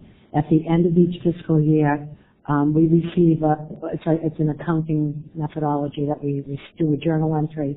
We get this information from RKG on what revenues were received within the DIF district. That money, part of it goes to pay our debt service, and it is all done through the sinking fund that was set up a few years ago, and then the rest of it goes back in as general fund revenue. What's the sinking fund? That is a particular fund. It's just really technically a name for the particular fund, but it's the fund we use to do the transfer in and transfer out. All right. So it's the money. So So the DIF account kind of is just an accounting account. Correct. Right. The particular DIF fund that we have, that basically is just a fund with the money that we have borrowed in the DIF. That doesn't have any revenues coming in or out of it. Right. No, I get that. That account that we're actually taking, which is almost spent dry from the $30 million that it originally started at, right? I believe so, yes. Okay. And so, perhaps through you, Mr. President, to Councilor Crowe. So what you're seeking to do here is set up kind of an overage account almost, like swiping away the excess revenue that comes in and actually putting it in, almost like a trust fund to cover any shortfalls in the downtown in the future. That's the thinking, right? So if we use the terminology sinking fund, if we just basically, transport the sinking fund from the general fund to the DIF account. And the reason I say that is because if it drops into the general fund or the sinking fund, and correct me if I'm wrong, essentially it becomes part of the metric when we're viewing free cash, right? Does it not? Yes, so what happens is at the end of the fiscal year, we do a journal entry within the sinking fund. A portion of that money goes towards the debt service. The other portion, I believe, is then journaled back into the general fund as general fund revenue, and that does come into the free cash. So my thinking, Councilor, was if it's money generated through valuation or generated through the URDP district, i.e. DIF district, I just have a strong feeling that those monies should stay because the DIF account was created to be its own entity. So why wouldn't any overage be part of that entity? Right, I agree with that. I mean, I think that makes sense, and then, because then there's more money to back up any shortfall later on in what we're doing with the, $180 million worth of infrastructure components. I support it. I just want to understand a little bit better, and then I'm sure we'll discuss it at a later time with Mark and the rest of the folks. But thank you, Mr. President. Thank you, Councilor Crowe. So the motion is in place. So all those in favor? Opposed? The ayes have it. I want to go back for a second and explain, because first off, it's very important. I need to say thank you to all the people who came out in reference to item 7 here. I know that there's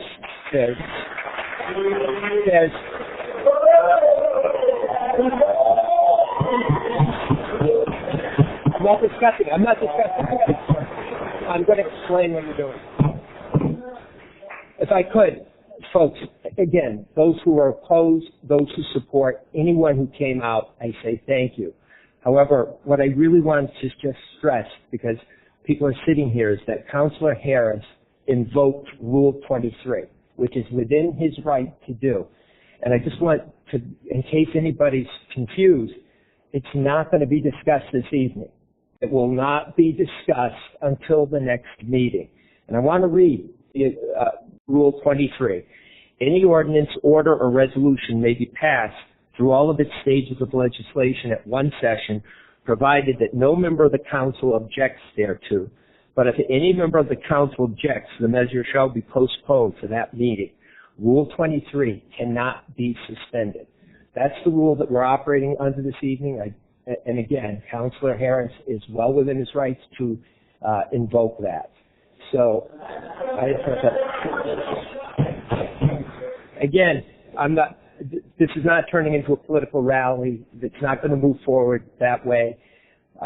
Again, thank everybody for their participation. You'll certainly have notice of when the next meeting is going to be, and that if it's, again, on the agenda. Thanks. This is not a dialogue. Again, that's not the purpose. This body operates under a set of rules. The discussion will, again, this is a resolution. It'll be presented later. So with that, Madam Clerk, the next final item of the agenda. Number 9 on the agenda, 2017-33, a gift for $950 from various donors for the DEAR program. Perhaps we could recess for a moment if people, again, want to take time to clear, but again, we need quiet in the chamber.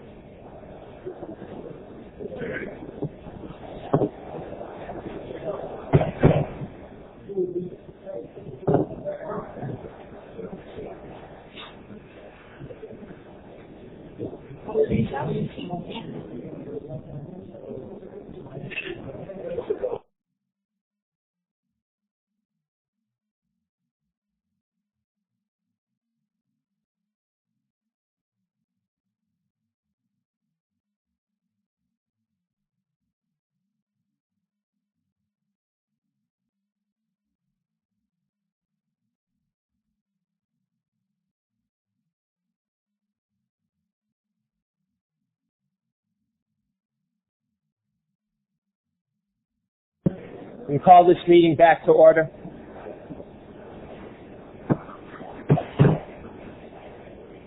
Where are those police?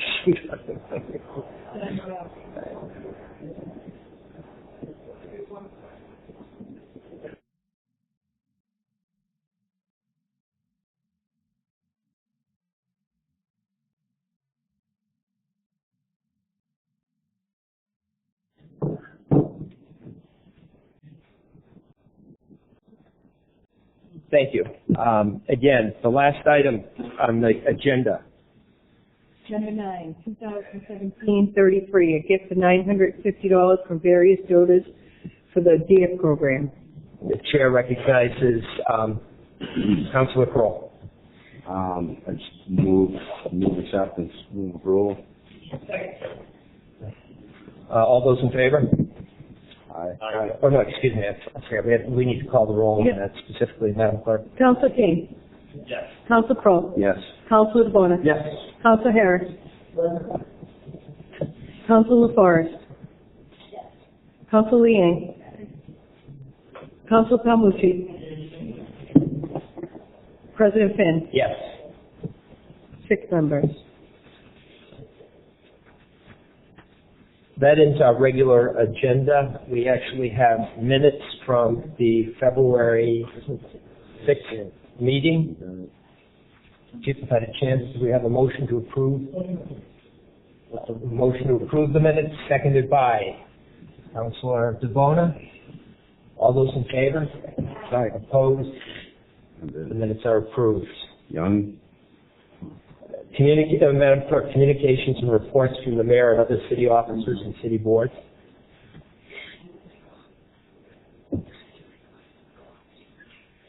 Yes, thank you. Ward 6 Council Harris, remove no parking at 50 Standish Road. That will go to ordinance for advertising. We have a motion to ordinance and advertising by Councillor Harris, seconded by Councillor Laforest. All those in favor? So moved. That's all I have. That's it for communications. Do we have any unfinished business from the preceding meeting? Madam Clerk?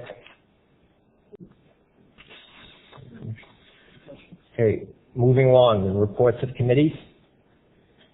Chair recognizes Councillor Laforest. Thank you. 2 things from the ordinance committee. Earlier this evening, we had a council meeting relative to Council Order 2016-285 of the land disposition agreement of Parcel H1 in the Hancock Lot. That matter has been continued to March 6th at 6:30. We will continue that discussion. Secondly, I'd like to make a motion relative to bring out of committee Council Order 2017-020 in the Ordinance Committee, amending Title 10, Vehicles and Traffic, motorcycle restrictions after midnight, that matter be relieved. The motion is that matter be relieved from further consideration by the Ordinance Committee at the request of Councillor Harris. Motion to relieve Council Order 2017-020.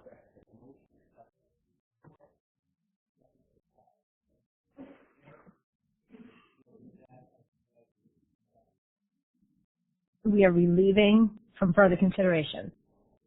It will no longer be in the council calendar.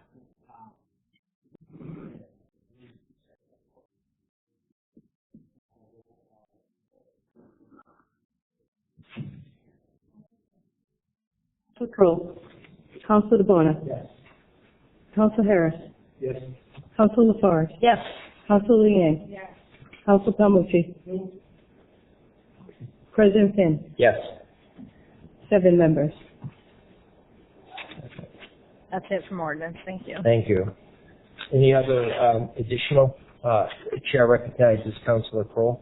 Thank you, Mr. President. Pending in finance is Council Order 2017-24, which is an appropriation of $159,500 to the Quincy Fire Department for recruit protective equipment, which I believe is an appropriation from free cash, not longer, right? Yes, it is. Okay. And Chief Barron here with us this evening. I did disseminate prior to the meeting the backup or narrative regarding this request, but as the chief's here, I'd welcome him to the podium. Good evening, Chief. We have a second from Councillor Palmucci. Welcome, Chief. Thank you. Not quite the style we had. But go ahead. You have before you a request for turnout here for recruit class that we are hoping to start very shortly. The equipment that we are looking for is turnout gear, 2 sets for each new recruit. They include the turnout pants and jackets, all of the boots, helmet, gloves, a particular survival flashlight, and a protective foot. The standard now for firefighting gear is to purchase 2 sets of gear, or to have each firefighter have 2 sets of gear. We've been able to incrementally have all of our firefighters have the 2 sets. We do that by the initial set of gear. Since I've been chief, I've started to conform to that standard, as have nearly every department in Metro Boston, 40 different departments. The turnout gear itself has to be cleaned after every major incident. In the process of doing that, it places that gear out of service for a period of time. We have a standard operating procedure. I will read just a general statement from that standard operating procedure, which is a requirement of all firefighters.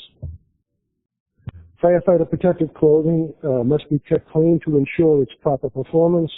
Dirty gear carries less insulation, is more likely to conduct heat and electricity. It lacks liquid shedding properties and can become potentially flammable. Moreover, many fireground contaminants are carcinogens and skin toxic chemicals. Turnout gear needs to be cleaned regularly to prevent these problems. Soiled or contaminated ensembles or ensemble elements are not to be brought into living or sleeping quarters, not to be brought into the home, not stored in personal vehicles, and not washed in home laundries or washed in public laundries. This is a great departure from my initial years on the department. The cancer awareness as a causative element in firefighting studies have borne out the fact that we have to have these sets of gear.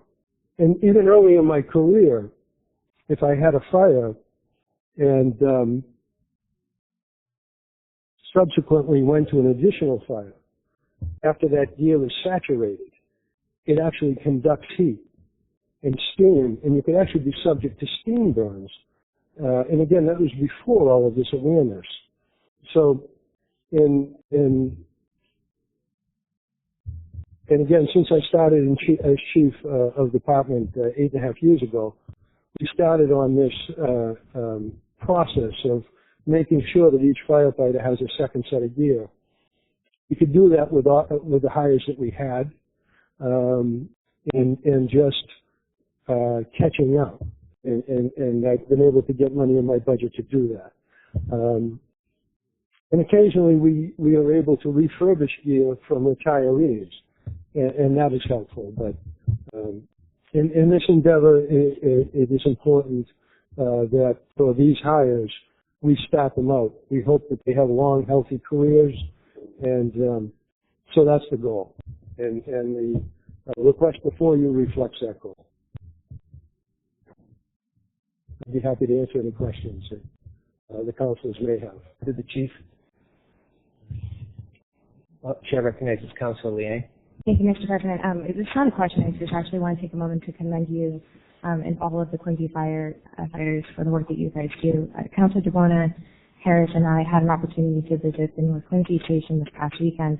And first of all, we're grateful for the hospitality, but I think I could speak on behalf of all three of us to say that we're incredibly impressed by the work that the department does across the city. You know, we unfortunately had that horrific house fire in House Neck, and after that I was talking to your team members over in North Quincy about what the process is when they come back from that. You know, that the gear has to come off, it has to get washed properly, they need to take hot showers, and even after that, 3 days later, one of your guys was saying that he can work out and you can still smell that coming from his pores. I mean, it's getting all of that out of your system because of the cancer rates. I mean, you're alarming cancer rates for firefighters, and I just wanted to again take a moment to commend you guys for your service, because it's to put into layman's terms, I don't know how else to phrase it, but it's not an easy task what you guys do, and to make sure that you have the proper equipment, the proper gear to better serve our city, I think is really crucial, and to make sure that the trainees are trained properly on how to handle that. Again, like you said, not to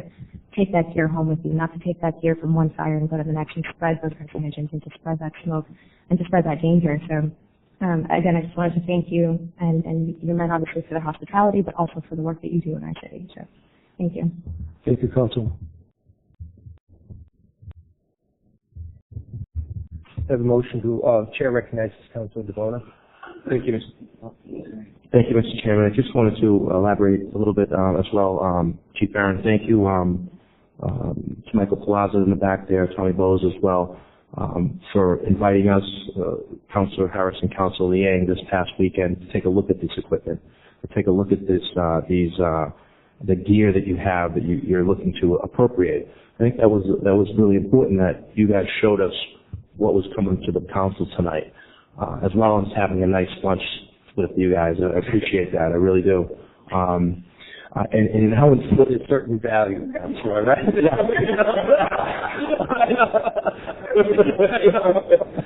They were Italian. They were pasta, which was great. So I really enjoyed that with some nice salads, some nice meatballs and sausage, Italian way. But for the 28 new candidates coming in, and how important that our fire department is starting to get back to where we were before. There's been some programs that were cut over the years, and we're just trying to get back to where we are, very similar to the Quincy Public Schools when I talk a lot. We're getting back to the stages of where we need to be at when we're doing all this redevelopment in this Quincy Center. I want to note that I applaud you guys for the terrible tragedy that happened in House Neck as well. Near and dear to my heart that the poor Powers family, that the grandmother and the 19-year-old teenager passed. It's something that talking to some of the firefighters, you train very hard for this, and when you get out to that site, you just don't know what's going to happen at times.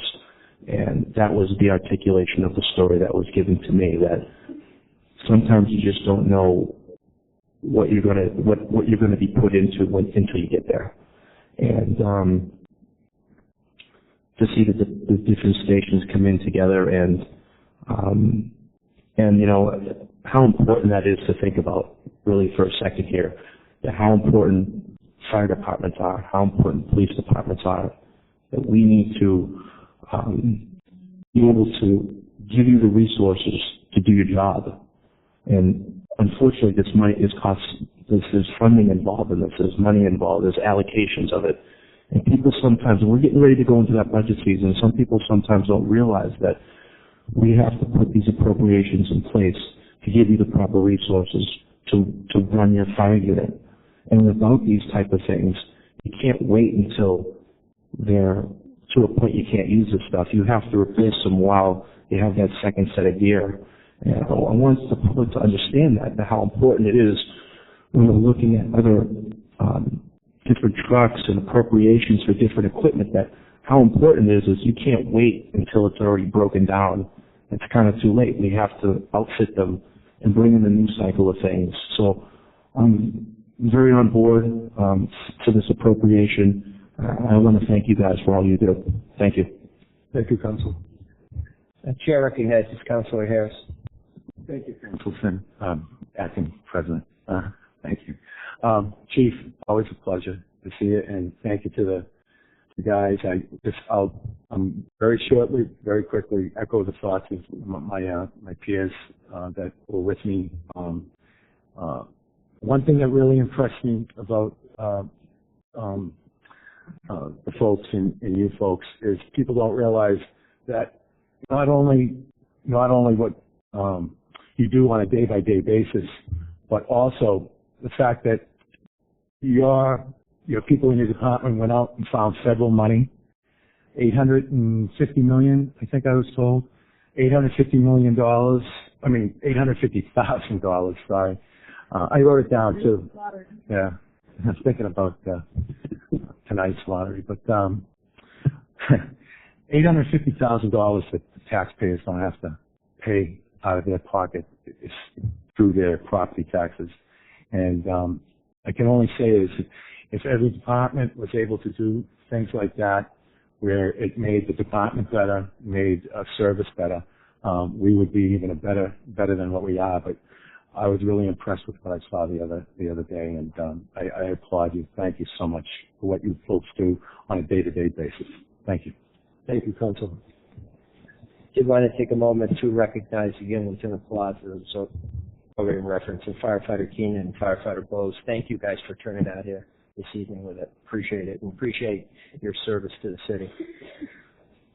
Chair recognizes Councillor Palmucci. Thank you, Mr. President. I've obviously voted in support of this. I think it's well spent money. I did just want to say I also went to the fire station by myself. I was given a bag of plain M&Ms and a sticker that designated me a junior firefighter. So it wasn't even peanut M&Ms; it was plain M&Ms. So I don't know what DeBona and the rest of them got, but apparently I'm a much cheaper date. Chief, the numbers of guys that we're adding. How many guys are we adding? This is turnout gear for new folks coming out of the department. How many? We're looking at 27 recruits in this class. And that's a tremendous number. How many guys do we have on the job now in the department? Right now we have 190. 190. So I mean, you're talking.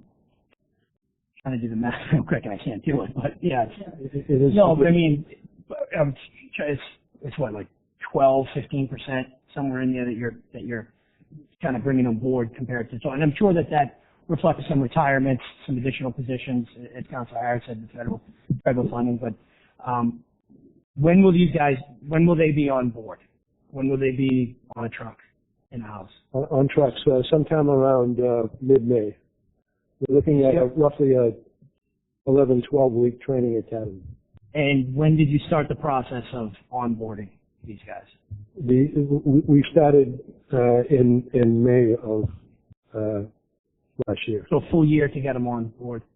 Right. By the time we worked through the civil service process, exhausted background checks, it is quite lengthy. Right. And we've had the same discussion with Chief Keenan, and I think I want to say the last time we discussed with him, it was more like a year and a half between getting opening the list, getting someone into the academy, getting them out, and then getting them on the street. It's like a year and a half. And so, we're used to when we vote on the budget, we expect, everything just magically happens. And okay, we add a position to the fire department, we add a position to the police department, a couple here and there, as we've been doing in alternating years, that they're going to be on, but it takes some time. So I'm glad to see that we're doing what we need to do to bring folks on board and replenish the ranks and beef up the department on a consistent basis. So thanks. Keep up the good work. Thank you, Council. Thank you, Mr. President. Through you to Firefighters Local 792. I didn't even get chips or M&Ms. My Engine 6 visit, and I'm a frequent flyer to down there. But I want to say thank you to the representatives of the union here in the audience who are always so willing to answer any questions, to reach out, to advocate. And what you do goes far beyond the day-to-day expectations of what your job is. You're out there, out in the community, and the philanthropy that the firefighters union do in this community is tremendous. And you're always advocating for something, whether it's, some women in my ward did the Busy Bees Breast Cancer Walk. The firefighters team were right there with them. They did an event at Cagney's. And they're just constantly, whether it's Relay for Life, something, you're always out working in the community, working for the betterment of the community. And I just am grateful for the charitable work you do in addition to the work you do, obviously, in the department. So the other thing is, clearly it's time, Chief, for another fire ops training. Councillor Kroll and I are the only two around the well that are alum of your fire ops training program, which was very great for us to get that hands-on understanding as to what it is, what you endure. And obviously nothing like the real-life scenario, but my gratitude on behalf of the Powers family. When I spoke with Michael, the survivor, he says to me, he's worried about the neighbors that witnessed the incident. He's worried about your firefighters and the emergency responders who responded to the incident. And very tragic loss in Houseack, but I am grateful for all the work of your department and their response in that event. We'll be having services for the family this week, and it's been very hard for the family, but we do have some funds set up for them as well. So I just thank you, Chief. We'll be supporting your appropriation, making sure everyone has the gear they need to keep their strong response. Thank you. Seeing no further discussion, would the clerk please call the roll? Councillor King. Yes. Councillor Crowe. Yes. Councillor DeBon. Yes. Councillor Harris. Yes. Councillor Laforest. Yes. Councillor Liang. Yes. Councillor Palmucci. Yes. President St. Yes. Are there any other additional reports of committees this evening? Seeing the presentation of petitions, memorials, and remonstrance. Thank you, Mr. President. Oh, excuse me, Chief. I didn't mean to.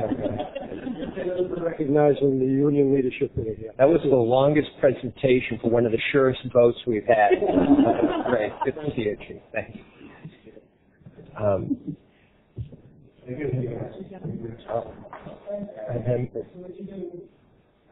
And then the Chair recognizes again Councillor Kroll for presentation of petitions, memorials, and remonstrance.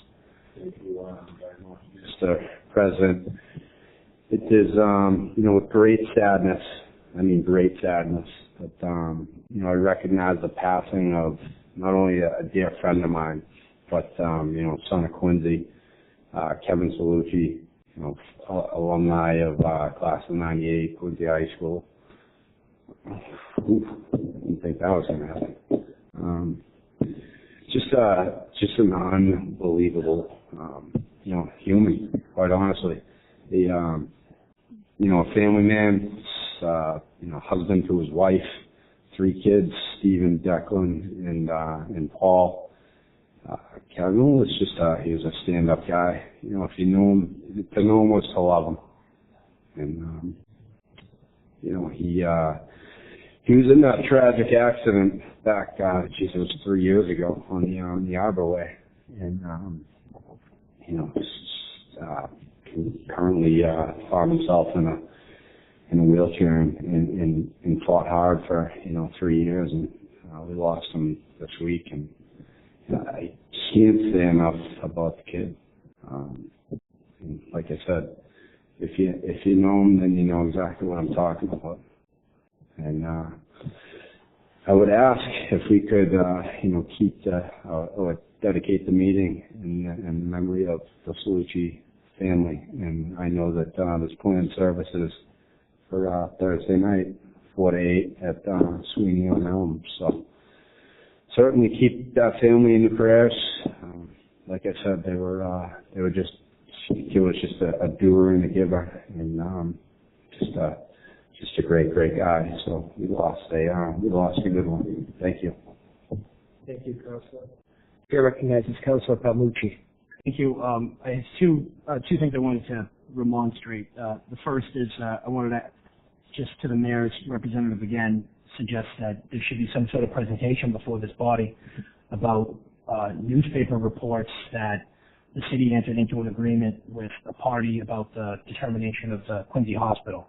I read it over a month ago. I asked over a month ago for the administration to make a presentation to us about the $4 million, about the reverter clause. I know it's not my ward, and I know the councilors who do represent that area have far more intimate knowledge about what's going on and have been working hand in hand with the neighbors and the administration. But from a council who doesn't represent that area, I do think that something, again, I'll request a second time that something should be before this body about that reverter. Whether an agreement has been signed already or not, I don't know. Whether $4 million has come into the city's possession or not, I don't know. There should be some sort of discussion before this body about that. I trust Mr. Walker, if you found a way to spend it, that would be before us, but I'd like to know the beginning part of the money coming in. And then second, just want to recognize that it is Councillor Bill Harris's birthday today. We wish him a very, well, some of us do, but we wish him a very happy birthday and many more. So happy birthday, Councillor. That explains a great deal, you know, rushing to get home for cake. Again, all seriousness. No. Nothing. You don't look a day over 80. I know. It was probably inappropriate on my part, and I apologize. No. It's certainly a serious issue in that. Chair, recognizes Councilor Crowe. Thank you, Mr. Chairman, and in the vein of remonstrating, I just want to touch on an issue that I've been dealing with in Ward 2 that greatly affects the folks that I represent living at 1000 Southern Artery. And, you know, I had the opportunity, as I do frequently, to pay a visit to the building on Super Bowl Sunday. And, you know, being a frequent flyer down there, I had known that it was going through a massive renovation, transformation, both internally and externally.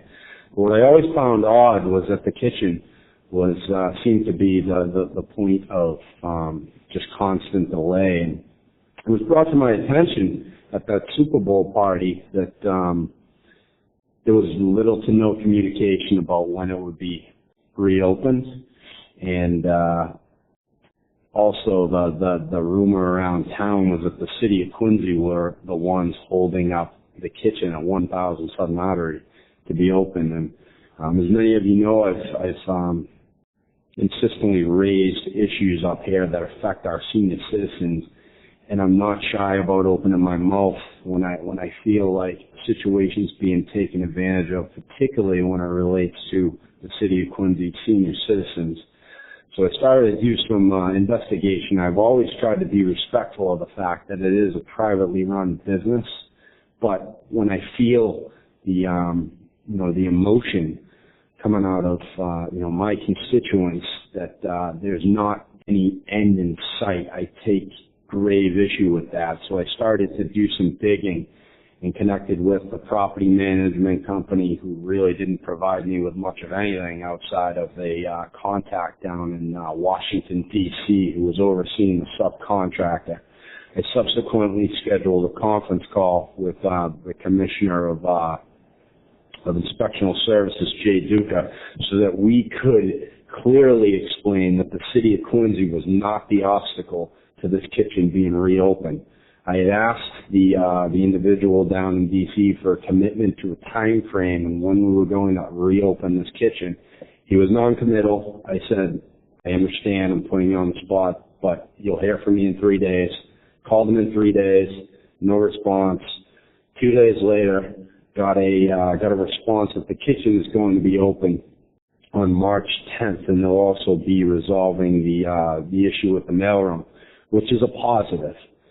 I don't see it as just a kitchen, because to know 1000 Southern Artery is to love 1000 Southern Artery, and the kitchen is a focal point of community, quite honestly. So I'm very unimpressed with the approach that the private management had taken to move this issue forward. Fortunately, I'm able to report, like I said, a positive that through advocacy, we'll see a resolve on March 10th. I have sent a letter to residents Apparently they didn't attach the message from the public building inspector, which I guess we'll deal with that later. But Councilor DeBona had also hosted a little coffee hour in there, and the same issue was raised. So I just don't understand. I try to be sensitive to the fact that it is a privately run business, but there was just no forward progress being made, which is maddening. And the people at 1000 Southern Artery deserve better than that. And I hope that this acts as, I don't know what I hope it acts as, a case study of what not to do going forward.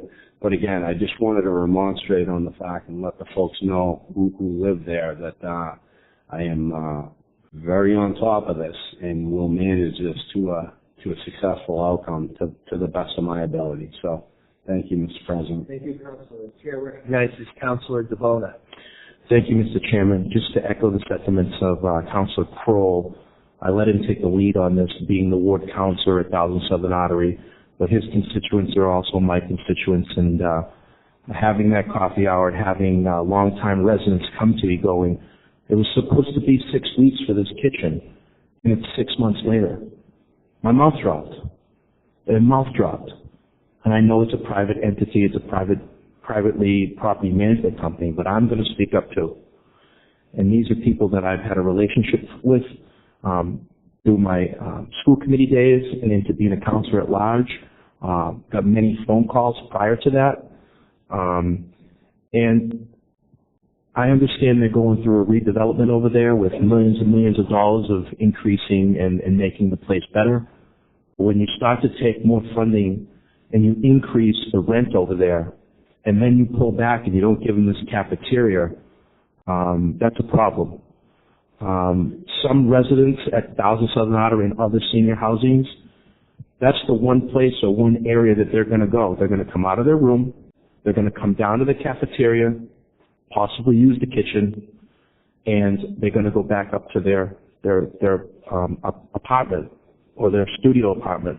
And that's going to be what they do for the day. They go down there for a social entity, and they go back. Sometimes they don't leave the property at all, and they're taking that away from them for now 6 months. It's something that I had raised with Councilor Kroll and said, you take the lead on this, and I'm glad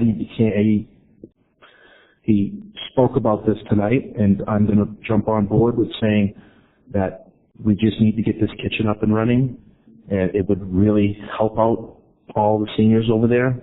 And they sometimes, when they weren't getting the answers from the property management, they were coming to us and asking us, what can you guys do? Well, we're going to do something.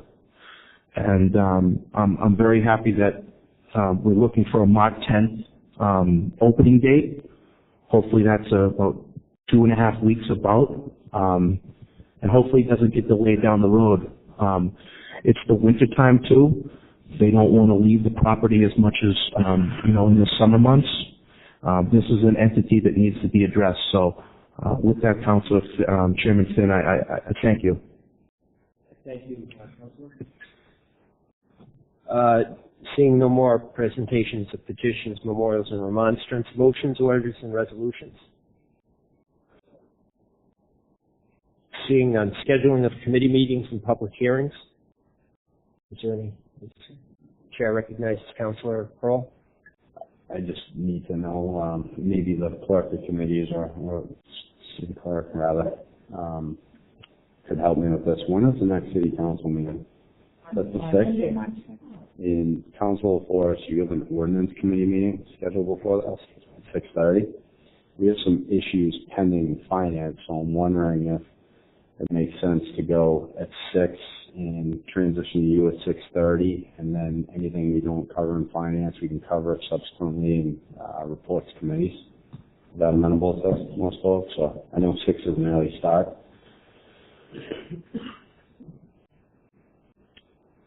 Yes? Okay. Yeah? All right. We'll go 3-6 at 6. You got it. See you then. Councilor, you're all set. Really, you've got everything scheduled already, correct? Great. Terrific. Thank you very much. You're welcome. Any other scheduling? See none, we'd certainly entertain a motion to adjourn. Motion to adjourn.